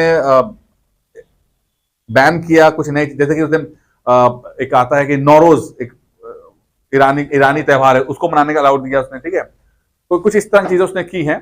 तो फिलहाल रक्त और लॉ का नीति का मतलब है कि बहुत सख्त तरीके से उसने अपने आप को किया, और इसने ये था कि अपने आप को एक रिप्रेजेंटेटिव माना, इस्लाम का पैगंबर का, ईश्वर का, वही गॉड अल्लाह का रिप्रेजेंटेटिव माना, और उसे बहुत सख्त तरीके से उसने कहा कि हम इसको रूल करेंगे। ठीक है, तो इसको उल्टा कर देते हैं। हाँ, हो गया, ठीक है ना, चला गया। अपनी शक्ति को समेकित करने के बाद बलबन ने भव्य उपाधि धारण की थी, कौन सी? जिल्ले इलाही। क्या मतलब होता है जिल्ले इलाही का? जिल्ले इलाही, शेडो, शेडो ऑफ अल्लाह, भगवान। ठीक है, ईश्वर, जिल्ले इलाही। एक और भी जिल्ले इलाही, अकबर, जिल्ले इलाही उन्होंने भी कहा जाता था, जिल्ले इलाही। ठीक है, जो, हाँ, पैबोस। ठीक है, जिल्ले इलाही किसने है? निम्नलिखित में किसने भारत के प्रसिद्ध फारसी त्योहार नौरोज का आरंभ करवाया? फारसी मतलब फारस कहां, फारस का मतलब क्या है, क्यों, ये बताइए। फारसी त्योहार, फारस कहां है, कौन सा कंट्री है फारस? फारस कौन सी कंट्री है? हाँ? ईरान। फारस को पुराना नाम क्या है? ईरान। ईरान नया नाम है, फारस पुराना नाम है। ठीक है, फारस। तो ईरान का नौरोज, नौरोज को आरंभ कराया, और उसको बलबन ने स्टार्ट कराया था। ठीक है, तो हम लोग फारसी बोलते हैं, फारस, तो ये फारसी है। अरबी अलग होता है, फारसी अलग होता है। ठीक है, दो अलग अलग। अरब मतलब अरब, सऊदी अरब वाली भाषा, फारस मतलब अच्छा, मैं आपको बड़ा इंटरेस्टिंग बताऊं, जो भी मुगल असल जब इंडिया आए, है ना, आपका कौन था वो, बाबर। बाबर जब इंडिया आया, ठीक है, तो बाबर तो मिडिल ईस्ट ऊपर से आया था। ठीक है, उज्बेकिस्तान के साइड से आया था, ऊपर से आया था। ईरान नीचे है। ईरान में को फारस बोला जाता था। ईरान ज्यादा डेवलप्ड सिविलाइजेशन थी as compare to Afghanistan and Uzbekistan. तो जब ये दोनों नीचे आते हैं, ये जीत के हिंदुस्तान जीतते हैं, सपोर्ट कौन करता है? फारस करता है, ईरान करता है।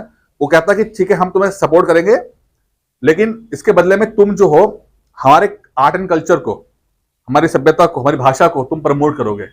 इसीलिए मुगल जब आए तो उनकी जो लैंग्वेज थी वो ऑफिशियल लैंग्वेज फारसी रही, और जितना भी आर्किटेक्चर रहा, ठीक है, जो बन रहा है, थोड़ा बहुत जो बनाया, जैसे बनाया, वो सब फारसी आर्किटेक्चर का इन्फ्लुएंस हो जाता है इसके अंदर। खुद कहाँ के थे? उज्बेकिस्तान के, लेकिन किसी और का वो प्रमोट कर रहे थे, क्योंकि सपोर्ट कर रहे थे वहां पे। ठीक है, अपने दरबार के लिए बलबन ने एक बड़े सुल्तान के दरबार के अनुरूप नियम बनाए और उन्हें कठोरता से लागू कराया। कठोरता से लागू कराना, ये इंपॉर्टेंट था। इस क्षेत्र में उसका आदर्श ईरानी बादशाह थे, और उसने उनकी कई परंपराओं को अपने दरबार में आरंभ किया। उन्हें सजदा, ये बहुत इंपॉर्टेंट है। ठीक है, सजदा तो पता ही होगा आपको, तो शब्द ही पता आपको, सजदा,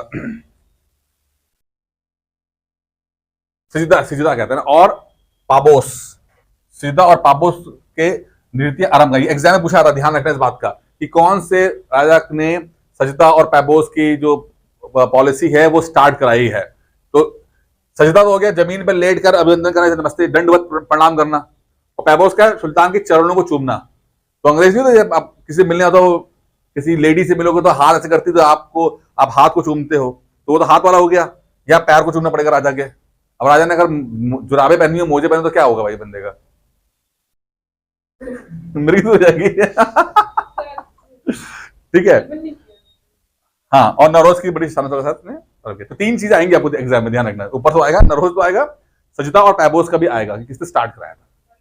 हाँ, बलबन ने। और बलबन 40 साल ग्रुप का मेंबर था, जिसने रक्त और लोह की नीति स्टार्ट की थी। बलबन बहुत स्ट्रांग नेता था, बहुत स्ट्रांग। कौन सा सुल्तान उस नया धर्म चलाना चाहता था, किंतु उलेमा लोगों ने इसका विरोध किया? देखिए, खिलजी के साथ बड़ा ये था कि जो खिलजी ना असल में बलबन की तरह ही था थोड़ा सा।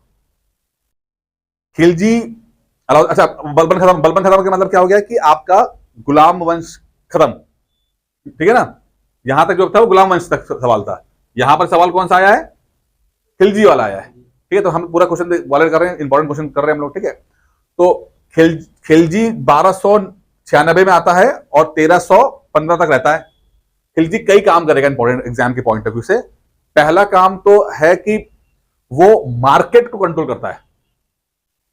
अब क्यों करता है मैं समझते हैं इस बात को, थोड़ा सा आपको बैकग्राउंड देता हूं मैं आपको। खिलजी चाहता था कि उसकी आर्मी हो जिसको परमानेंट आर्मी हो, टेम्परेरी आर्मी ना हो, परमानेंट आर्मी हो। परमानेंट आर्मी का मतलब क्या होता है कि उसको सैलरी मिलती रहे, आर्मी स्ट्रांग हो, ठीक है, और सैलरी मिले, मतलब उसको, और वो कैश में दे, ना कि लैंड दे। पहले क्या सिस्टम होता था कि अगर कोई व्यक्ति काम करना चाह रहा है तो सैलरी की जगह पे उसको लैंड देते कि भाई तुम्हें लैंड दे रहे हैं, तुम्हें खेती करो, उसके अंदर जो कमाई होगी तुम रख लेना, यही तुम्हारी सैलरी है, ठीक है। अब इसमें प्रॉब्लम थी, खिलजी के साथ समस्या थी। खिलजी को पता था अगर मैं लैंड दूंगा तो मेरी आर्मी कमजोर हो जाएगी, क्योंकि वो चाहता था कि मेरी आर्मी में लोग जवान और एफिशिएंट लोग ही रहें, ठीक है, और लैंड जितना हम दे देंगे उतना कमजोर हो जाएंगे, हमारे पास रेवेन्यू कम आएगा। उसने क्या किया, लैंड वाला सिस्टम खत्म किया। उसने जो बूढ़े लोग थे उनको रिटायर कराया, उनको पेंशन में बांधा और नए लोगों को रखा। अब नए लोगों को सैलरी देना शुरू किया। अब सैलरी इतनी बड़ी आर्मी के लिए उसको सैलरी देनी है तो उसको सैलरी कम दिया उसने, मतलब सैलरी कम थी, लेट्स सपोज 5,000 रुपए सैलरी चल रही है, लेट्स सपोज, ठीक है, सैलरी कम दे रहा है। अब उसने दूसरा दिमाग लगाया कि अगर मैं सैलरी कम दे रहा हूं लेकिन अगर चीजें महंगी होंगी तो मेरे जो एम्प्लॉय हैं, मेरे जो सोल्जर्स हैं, वो उनको मजा नहीं आएगा और छोड़ेंगे भी, क्योंकि महंगाई बहुत हो गई ना। तो उस महंगाई को रोकने के लिए उसने अपनी मार्केट में जितने भी दाम थे उनको कंट्रोल किया कि एक हद से ज्यादा मार्केट दाम नहीं बढ़ने चाहिए। क्यों? क्योंकि अगर दाम बढ़ेंगे तो सिपाही जो लोग हैं, जो सैलरी कम मिल रही है, उनको रहना बहुत दिक्कत हो जाएगी और फिर वो लोग विद्रोह करेंगे। उनको फायदा देने के लिए रेट कम कर दिया उसने मार्केट में। तो ये सवाल आएगा कि किसने मार्केट कंट्रोल की थी? वो था अलाउद्दीन खिलजी, पहले चीज है, ठीक है। अच्छा, सिकंदर से बड़ा इंप्रेस था तो अपना नाम सिकंदर सानी कर दिया उसने। सिकंदर से बहुत इंप्रेस था कि मैं भी जीतूंगा, इस तरह से कुछ करूंगा, ठीक है। फिर उसने जो टैक्स में भी ना 50% टैक्स लिया उसने। दो ही लोग हैं, आई थिंक मोहम्मद बिन तुगलक है और ये आपका तुम्हारा अलाउद्दीन खिलजी है। दो लोग हैं जिन्होंने टैक्स 50% तक लिए हैं। अमूमन टैक्स जो होते थे वो 1/3 होते थे, एक तिहाई। अब देखिए टैक्स का सवाल कैसा आएगा। टैक्स पे सवाल पूछते प्राचीन भारत के ऊपर कि आप ये बताइए प्राचीन भारत में कितना टैक्स चलता था? 1/6। आंसर देने से पहले सोचो, गलत आंसर मत दो। 1/6 था, 1/6, ठीक है। और यहां पर कितना हो रहा है? एक तिहाई, और कहीं कहीं तो 50% हो रहा है। कितना टैक्स लग रहा है इसके अंदर, ठीक है। तो उसकी दिक्कत ज्यादा आई है। अलाउद्दीन खिलजी के एक महत्वाकांक्षी सुल्तान था, उसने सिकंदर द्वितीय सानी उपाधि धारण की। तो ये इंपॉर्टेंट अपना आ गया सिकंदर सानी, क्योंकि सिकंदर से बड़ा इंप्रेस था वो। सिकंदर द्वितीय सानी, और उसे अपने सिक्कों पर अंकित करवाया सिकंदर का नाम, ठीक है। वह संपूर्ण विश्व को जीतने की अभिलाषा रखता था और साथ ही एक नवीन धर्म चलाने की बात करता था कि भाई मेरी आइडियोलॉजी वो चलनी चाहिए, ठीक है। लेकिन तू उसके जो वफादार लोगों ने कहा कि कहां पंगा ले रहे हो यार, फिर दिक्कत हो जाएगी, तो फिर उसने छोड़ दिया। अब अकबर की तरह नहीं था कि अकबर की तरह उसने नया धर्म चलाया। अकबर ने चला दिया था, भले वो सक्सेसफुल नहीं हो पाया धर्म वो, लेकिन चलवा दिया था। लेकिन अलाउद्दीन खिलजी नहीं चला पाया, मन था उसका। ये इसमें एक बात और कर लेते हैं। इसके अंदर क्या था कि ये मुल्ला मुलानों की बातें नहीं सुनता था, भले ही पढ़ा लिखा नहीं था, लेकिन बोलता कि मैं जो हूं वो ईश्वर का रिप्रेजेंटेटिव हूं, तो मेरी अथॉरिटी जो है वो पैगंबर के बाद मेरी ही है, ठीक है। तो मैं अगर इतना बंदा हूं मैं, तो फिर मैं दूसरे की क्यों सुनूं? मैं क्यों सुनूं मौलाना की? मौलाना क्या बोल रहे हैं क्या नहीं बोल रहे हैं, ठीक है। तो वो सुनता नहीं था। बाद में उसका मन किया कि मैं एक नया धर्म स्टार्ट कर देते हैं, लेकिन बाद में लोगों ने कहा कि पंगे ना लो, दिक्कत हो जाएगी। किस सुल्तान के काल में खालिसा भूमि अधिक पैमाने पर विकसित हुई है? अब एक बहुत इंपॉर्टेंट है, आपसे कभी कभी ना टाइप ऑफ लैंड के बारे में पूछ लेते हैं क्या, कि कौन सी लैंड, जो अलग अलग लैंड होती हैं उनके नाम पूछ लेते हैं। तो एक बार एग्जाम में सवाल पूछते हैं खालिसा भूमि किसे कहते हैं? तो खालिसा भूमि वो होती है जो कि सरकार के पास होती है, यानी कि राजा के पास होती है। जो राजा के पास रहेगी वो खालिसा भूमि हो जाएगी, राजा, ठीक है। अब पहले क्या था, मैंने आपको बताया कि लोग जमीन को गिफ्ट कर देते थे। राजा जो है उनको, कोई कवि आया, उसने बोला कि सर आपका राजा जो राज्य जो है वो इंद्र के राज्य से भी अच्छा है, तारीफ दो, तारीफ में उन्होंने कहा अच्छा भाई ये तो बहुत खुश है, लो भाई जमीन ले जाओ, ठीक है। कोई गिफ्ट कर दिया, कोई दान कर दिया, कुछ ऐसा कर दिया, तो वो जमीनें जो है गिफ्ट वाली हो जाती थी। तो आपका अलाउद्दीन खिलजी ने उन सब जमीनों को वापस लिया और उसको खालिसा जमीन घोषित किया, यानी कि सरकारी जमीन घोषित कर दिया। क्या उसे सरकारी काम होगा उसके ऊपर, ऐसे बकवास बातें नहीं होंगी कि तू दो लाइनें बोलो उसके बाद बोलो कि जमीन हमारी हो गई, ठीक है।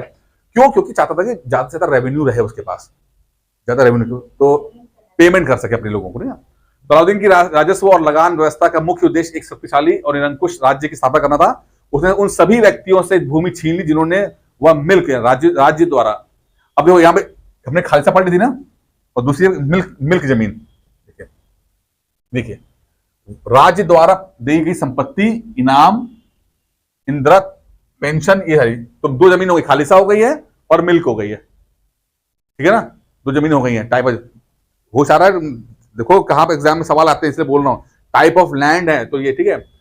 और वक्फ की जमीन भी होती है, ठीक है। वक्फ जमीन कौन सी थी? वक्फ बोर्ड हमारा होता है देश का, ठीक है। तो वक्फ बोर्ड होता है, वक्फ बोर्ड क्या बोलता है? वक्फ बोर्ड कि जितनी भी धार्मिक लैंड होती है, ठीक है ना, उसको वो पूरा कंट्रोल कर देखता है कि कौन कौन सी लैंड है। तो धर्मार्थ प्राप्त हुई जमीन, यानी कि जो दान दक्षिणा, मस्जिदें बनेंगी यहाँ पर, दरगाहें बनेंगी उसमें, तो उसको उन जमीनों को बोलते हैं वक्फ, ठीक है। और जो मिल्क जमीन हो जाएगी, जो राज्य द्वारा दी गई, इनाम में दी गई है, वो जमीन हो गई।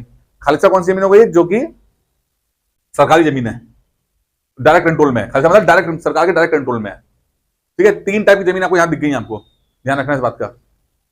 तीन टाइप की जमीन है, मिल्क, वक्फ और खालिसा।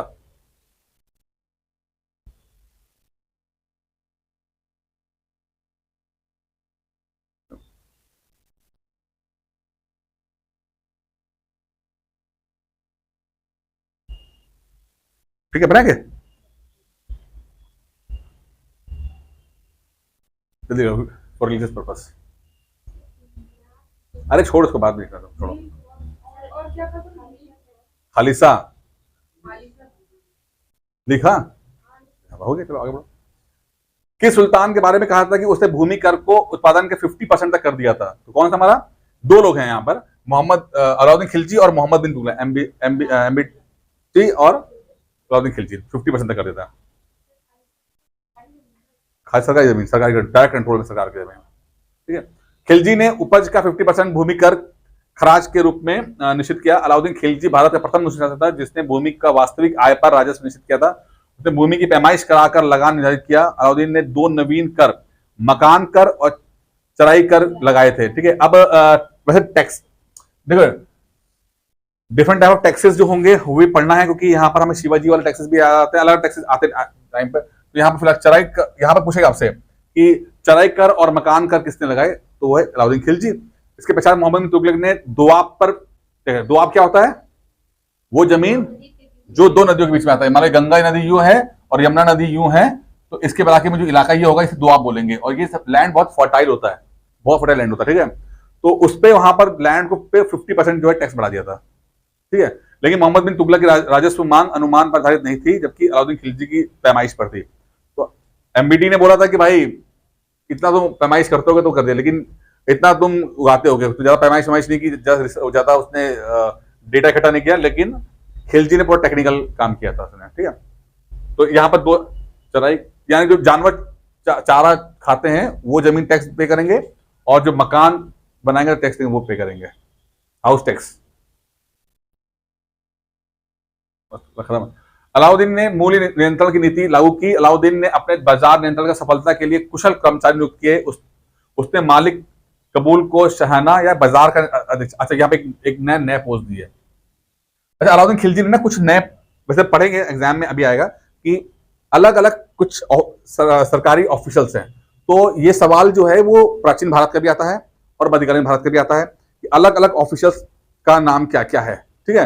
तो वो एग्जाम में पूछाएगा। तो मलिक कबूल या शहाना या बाजार का अधीक्षक नियुक्त किया गया। तो ये यहाँ पर नोट कर लीजिएगा, बाकी हम पढ़ेंगे इसको बाद में भी। उसे कार्य की सहायता देने के लिए घोड़सवारों पैदल व्यक्तियों को विशाल टुकड़ी दी थी। उसे विस्तृत अधिकार दिए गए। वो सारे व्यापारियों पर नियंत्रण रखता था और बाजार की कीमतों को उतार चढ़ाव तथा बाजार की सामान्य स्थिति को सूचना सुल्तान को देता था। बर्नी इन बाजार सुधारों का उद्देश्य मंगोलों के विरुद्ध एक विशाल सेना तैयार करना था तथा हिंदुओं के विरुद्ध के प्रचार हिंदुओं के में विद्रोह के विचार न पनपने देना बताता है। कारीगरों को कम वेतन देने से इसका कोई संबंध नहीं था। अब ये इनका बात है, ठीक है। अंतर कथन सही है किंतु कारण अच्छा सॉरी, ठीक है। यहां पर तो ये स्टेटमेंट ना थोड़ा सा ये बर्नी का स्टेटमेंट है कि कारीगरों को कम वेतन देना जो इसका संबंध नहीं था कि, लेकिन जो आप किताब पढ़ोगे सरकारी किताबें तो उसमें ये पॉइंट बताया गया कि इसकी सैलरी कम थी, तो ये पॉइंट था कि वो चाहता था कि यार सैलरी जो है वो मैं कमी दूं मैं और हमारे लोगों को दिक्कत ना हो, इसलिए उसने मार्केट कंट्रोल किया था। बर्नी इस बात को एग्री नहीं करता है, लेकिन बाकी लोग करते हैं। निम्न में से किस सुल्तान ने बाजार सुधार को लागू किए थे? तो आपका अलाउद्दीन खिलजी हो गया, ठीक है। निम्न मुस्लिम बादशाहों में से किस एक ने मूल नियंत्रण पद्धति अपनाई पहली बार लागू की थी? खिलजी हो गया, ठीक है। सुल्तान काल में अलाउद्दीन खिलजी द्वारा बाजार नियंत्रण का मूल नियंत्रण हो गया, ठीक। निम्नलिखित में से किस मध्यकालीन शासक ने सार्वजनिक वितरण प्रणाली PDS public distribution service system क्या होता है?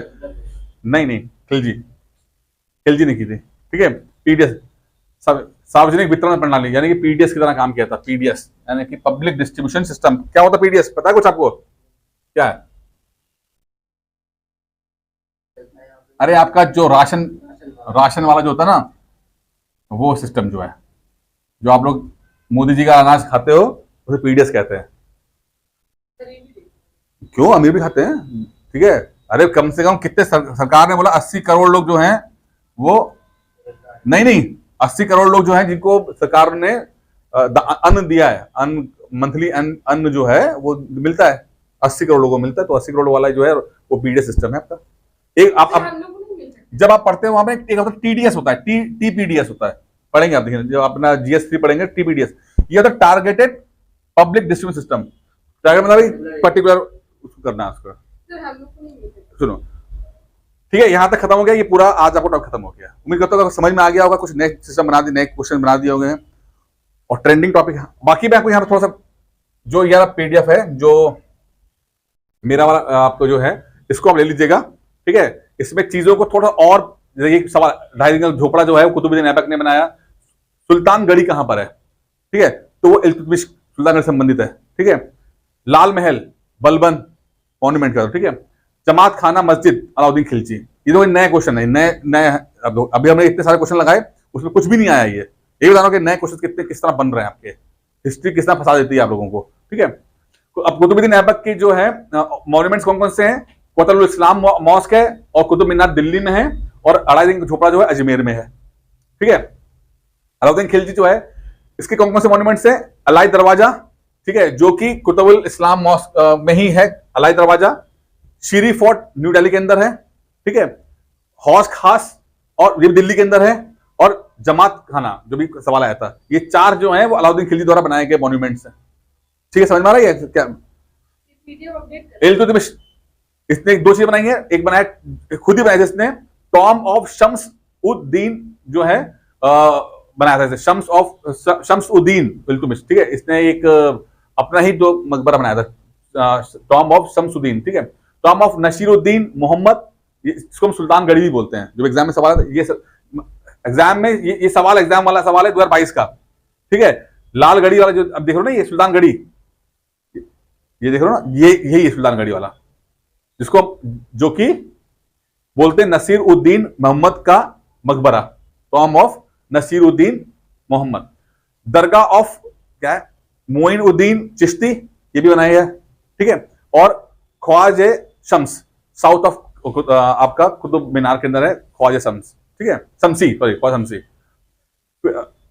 एक है गंडक की बोली, a step well for the Sufi saint Qutbuddin Bakhtiyar Khilji. अच्छा, ये तो बताइए ना आपको कि जो कुतुब मीनार जो है वो किसके नाम पर है? कुतुबुद्दीन बख्तियार काकी के नाम पे है। ये कुतुब मीनार कुतुबुद्दीन ऐबक के नाम पे नहीं है, ठीक है, इनके नाम पर है। सूफी सेंट कुतुबुद्दीन बख्तियार काकी इनके नाम पे है। बलबन ने क्या बनाया? बलबन ज्यादा नहीं बनाया। दर उल अमन, हेवन ऑफ सेफ्टी और टॉम ऑफ बलबन, ये दो हैं इसके बलबन के, ज्यादा नहीं है, ठीक है। खिलजी मिलिट्री हुआ। अब खिलजी ने कहां कहां पर, ये सवाल ये आया, एक सवाल और था कि खिलजी ने अपने टाइम पर किस किस किस इलाके को कब कब जीता। ठीक है, सवाल सिर्फ इतना सा था, लेकिन मैंने ऐड किया है कि कौन कौन सा राजा था उस समय जब खिलजी ने जीता, और कुछ इंपॉर्टेंट पॉइंट्स हैं। ठीक है, तो पहले 1296 से 1316 तक रहा। ठीक है, पहली बार गुजरात आता है 1299 के अंदर, 3 साल के बाद। ठीक है, उस समय राजा कौन है? कर्ण है। राजा कर्ण जो है, राजा कर्ण जो है, कौन डायनेस्टी? चौहान डायनेस्टी? चौहान नहीं है वो, चलो अभी भूल गया मैं कौन डायनेस्टी, नीचे से लिखा हुआ कर्ण, राजा का नाम है कर्ण। ठीक है, अच्छा, इनका होता है। अब इसमें क्या होता है कि यहां पर खिलजी क्या करता है? खिलजी जब अटैक करता है गुजरात को 1299 में, तो राजा भाग जाते हैं, हार जाते हैं। ठीक है, ये हार के साउथ में आते हैं, तो इनके बीवी बच्चे छूट जाते हैं राजा साहब के। ठीक है, तो बीवी जो होती है, बीवी से शादी कौन करता है? अलाउद्दीन खिलजी। और जो बेटी होती है देवल देवी, ठीक है, उससे शादी करा देता है अपने बेटे की शादी, किसको? खिलजी खान से शादी करा देता है। तो मां शादी खुद करता है और बेटी से शादी अपने बेटे से करा देता है। ठीक है, मलिक, अब इसमें इसी एक्सपीडिशन में उसको मलिक कुफर मिलता है, जो कि वो व्यक्ति होता है जिसने पूरा सपोर्ट किया, और साउथ जीतने में खिलजी का इसी व्यक्ति का बहुत बड़ा रोल है। साउथ तक जो गया है वो मलिक कुफर ही गया हुआ है। ठीक है, समझ में आ रहा क्वेश्चन आपको? क्या क्या बोल रहा हूं, नोट्स बना लेना। ठीक है, बने हैं। फिर सेकंड अटैक करता है रणथंबोर में। रणथंबोर में 1301 आता है। यहां पर राजा चौहान डायनेस्टी है, जिसमें हमीर देव, ठीक है, हमीर देव है। हमीर देव गेव रिफ्यूजी टू द, जो हमीर देव है, कुछ नए मुसलमान बनने थे उनको रिफ्यूज करता है, देता है, मतलब उनको शरण में दे सकता है, जिसकी वजह से जो खिलजी है वो अटैक कर देता है। ठीक है, हमीर देव। वन ऑफ हिज मेन सरदार नौसरत खान जो है इस लड़ाई में मारा जाता है। तो वहां पहले में कौन था आपका? मलिक कुफर मिला, संबंधित है। दूसरे में नुसरत खान आ गया आपका। ठीक है ना। फिर चित्तौड़ आता 1303 में, 1301 ये हो गया। 1303 चित्तौड़ आता है। चित्तौड़ में जो इंपॉर्टेंट है, अमीर खुसरो इसमें था। अमीर खुसरो इस लड़ाई में समझा। तो कई बार अमीर खुसरो सवाल पूछे जाएंगे, तो आप देखना कि चित्तौड़ वाले लड़ाई में अमीर खुसरो जो है अलाउद्दीन खिलजी के साथ चला गया था। ठीक है, fort was rename as Khirjabad, अपने बेटे के नाम पर जो है उसने रखा, जिसकी शादी उसने देवल देवी से कराई थी। ठीक है, कुछ और इसी बीच में कुछ और लड़ाई जीतता है, मालवा की, जैलोर की और मारवाड़ जीता था, लेकिन इंपॉर्टेंट नहीं है, डेटा नहीं मिल पाया इसका। फिर साउथ पहुंचता है। 1306 में पहुंचता है, और 1306 में जीतता है देवगिरी। देवगिरी में राजा है रामदेव, यादव डायनेस्टी है। याद रखना, मैं इतना कुछ मटेरियल दे रहा हूं, ध्यान से लिख लेना, ये सब एक्स्ट्रा मटेरियल है, ध्यान। ठीक है, रामदेव यादव डायनेस्टी है। ठीक है, रामदेव क्या करते हैं? पहले हारते हैं, फिर प्रॉमिस करते हैं कि यार मैं ना तुम्हें गिफ्ट दे दूंगा प्लीज। तो ये जो मलिक कुफर मान जाता है, ठीक है भाई तुम मुझे दोगे तो ठीक है। तो रामदेव अपने वादे से मुकर जाता है, जैसे सेना वापस आती है तो फिर मुकर जाते हैं, पैसे देते नहीं है। तो अगले साल फिर से अटैक होता है इनके ऊपर। तो 1306 1307 दो बार आ गया। ठीक है, तो kingdom of Devagiri was attacked when Ramdev refuse to pay the early tax to Alauddin. ठीक है ना।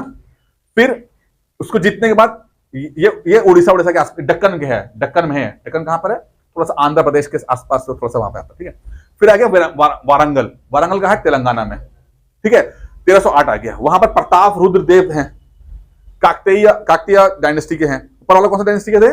यादव डायनेस्टी। यहां पर कौन से? काकतीय डायनेस्टी के हैं। ठीक है, बहुत पैसा था यहां पर, इस कारण से अलाउद्दीन खिलजी ने इस पर अटैक किया। यहां पर रिच थे ये लोग। ठीक है, ही एक्सेप्टेड अलाउद्दीन रूल। अच्छा, बाद में जब हार गए तो उन्होंने अलाउद्दीन का कर लिया, और कोहिनूर हीरा पहली बार काकतीय राजा से अलाउद्दीन खिलजी के पास पहुंचता है, जो होते हवाते कहां चला गया? वो लंदन में। ठीक है, लंदन चला गया। यहां पहली बार तो कोहिनूर हीरा आपका जो है कौन सी खदान से निकला था? गोलकंडा की जो खदान से निकला था, कोहिनूर हीरा यहां पर निकला। ठीक है, फिर आता है द्वार समुद्र। ठीक है, कर्नाटक आ गया। अब देख रहे हो ऊपर से कैसे गुजरात से होते हुए जैसे नीचे आप देख रहे हैं। कर्नाटक में बल्लाल तृतीय, होयसाल डायनेस्टी आ गई। ठीक है, फिर आए मदुरा। इसमें यहां पे वीर और सुंदर पांडे हैं, दो भाई थे, आपस में खूब लड़े। इस चक्कर में एक भाई ने, सुंदर पांडे ने उसको अलाउद्दीन खिलजी को बुला लिया कि आ जाओ मेरे भाई को सबक सिखाने के लिए। तो भाई का सबक सिखाने के चक्कर में उन्होंने अपना वो इलाका भी, पांड्या राजा जो है, पांड्या मतलब तमिलनाडु, वहां पर चला गया उनका। ठीक है, तो ये पूरे आपको लाइन से दिख रहा है किस तरह से। तो सवाल पूछा गया था 2022 में आपका गुजरात, रणथंबोर, चित्तौड़ और वारंगल, ये 4 ऑप्शंस में थे, और आपका सीक्वेंस बताना था कि पहला कौन सा हुआ, बाद में कौन सा हुआ, बाद में कौन सा, बाद में कौन सा हुआ। ये सवाल पूछा गया था। ठीक है, मैंने बहुत डिटेल में बता दिया कि अगर मान लो अगले बार आता है तो अगली बार ये आएगा, ये आएगा, अंदर आ सकता है आपके सवाल, क्योंकि ट्रेंडिंग टॉपिक है ये, 22 का सवाल है ये। ठीक है, अब राजा और रिलेटिव संबंध, एक सवाल और है कि रिलेटिव्स के ऊपर सवाल आया था, 3 सवाल आए थे ना, एक सवाल ये भी था।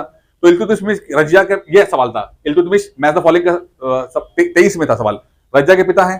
ठीक है, उनकी वाइफ का नाम क्या था, शाह तुर्कन, एक बीबी का नाम था, और तुर्कन खातून जो कुतुबुद्दीन ऐबक की बेटी थी। 2 लड़कियां, शाह तुर्कन और तुर्कन खातून। एग्जाम में इल्तुतमिश का पूछा गया था, ये पूछा गया था, और एक और पूछा गया था, आई थिंक नाम शाह तुर्कन का नाम पूछा गया था। ठीक है, यहाँ पे कौन किसका रिलेटिव है, तो रिलेटिव में वाइफ इंपॉर्टेंट वाइफ हो जाती है, और कोई लड़का हो जाता है, बेटी हो जाती है, तो उस वाला संबंधित है सवाल। स्टेटमेंट अबाउट इल्तुतमिश, तो इल्तुतमिश को मैं कहा कि किंग, जैसे मैंने कहा वो गुलाम का गुलाम है, तो मैं कहा था कई और भी स्टेटमेंट है, king of kings of Arab and Persia, master of kings of the Turks and Persian, हिंदू गिर, कॉन्करर ऑफ हिंद। ठीक है, हिंद गिर, sultan of sultan of east, king of the east, ये सब नाम भी जो इस तरह का अगर आएगा तो समझना इल्तुतमिश का है ये। ठीक है, फिर खिलजी की बात करते हैं, इसकी 3 बीवियां, 3 नहीं 8-10 बीवियां हैं। पहली देखिए मलिक जहां, ठीक है, मेहरुआ, फिर कमला देवी, वही राजा साहब, राजा की जो वाइफ थी ना, एक्स वाइफ ऑफ राजा करण देव। ठीक है, तो कमला देवी से शादी खुद की, बेटी कौन है, बेटी की शादी उससे कराई, अपने बेटे से करा दी। ठीक है, मल्लिका महिक, फिर है जैतपल्ली, राजा रामचंद्र जो डक्कन के थे, राजा थे नहीं जिनको जीता था, उनकी बेटी शादी की। ठीक है, और फिर एक और बेटी देवगिरी के राजा, उनकी प्रिंसेस शादी कर ली, daughter of king Ramchandra of Deccan. ठीक है, तो ये थोड़ा सा जितना मैं मुझे मटेरियल मैं इकट्ठा कर पाया एक्स्ट्रा आपको इस संबंधित सवाल का, आप प्लीज पढ़ लेना, क्योंकि इसको अपडेट कर दीजिए। ठीक है, चलिए।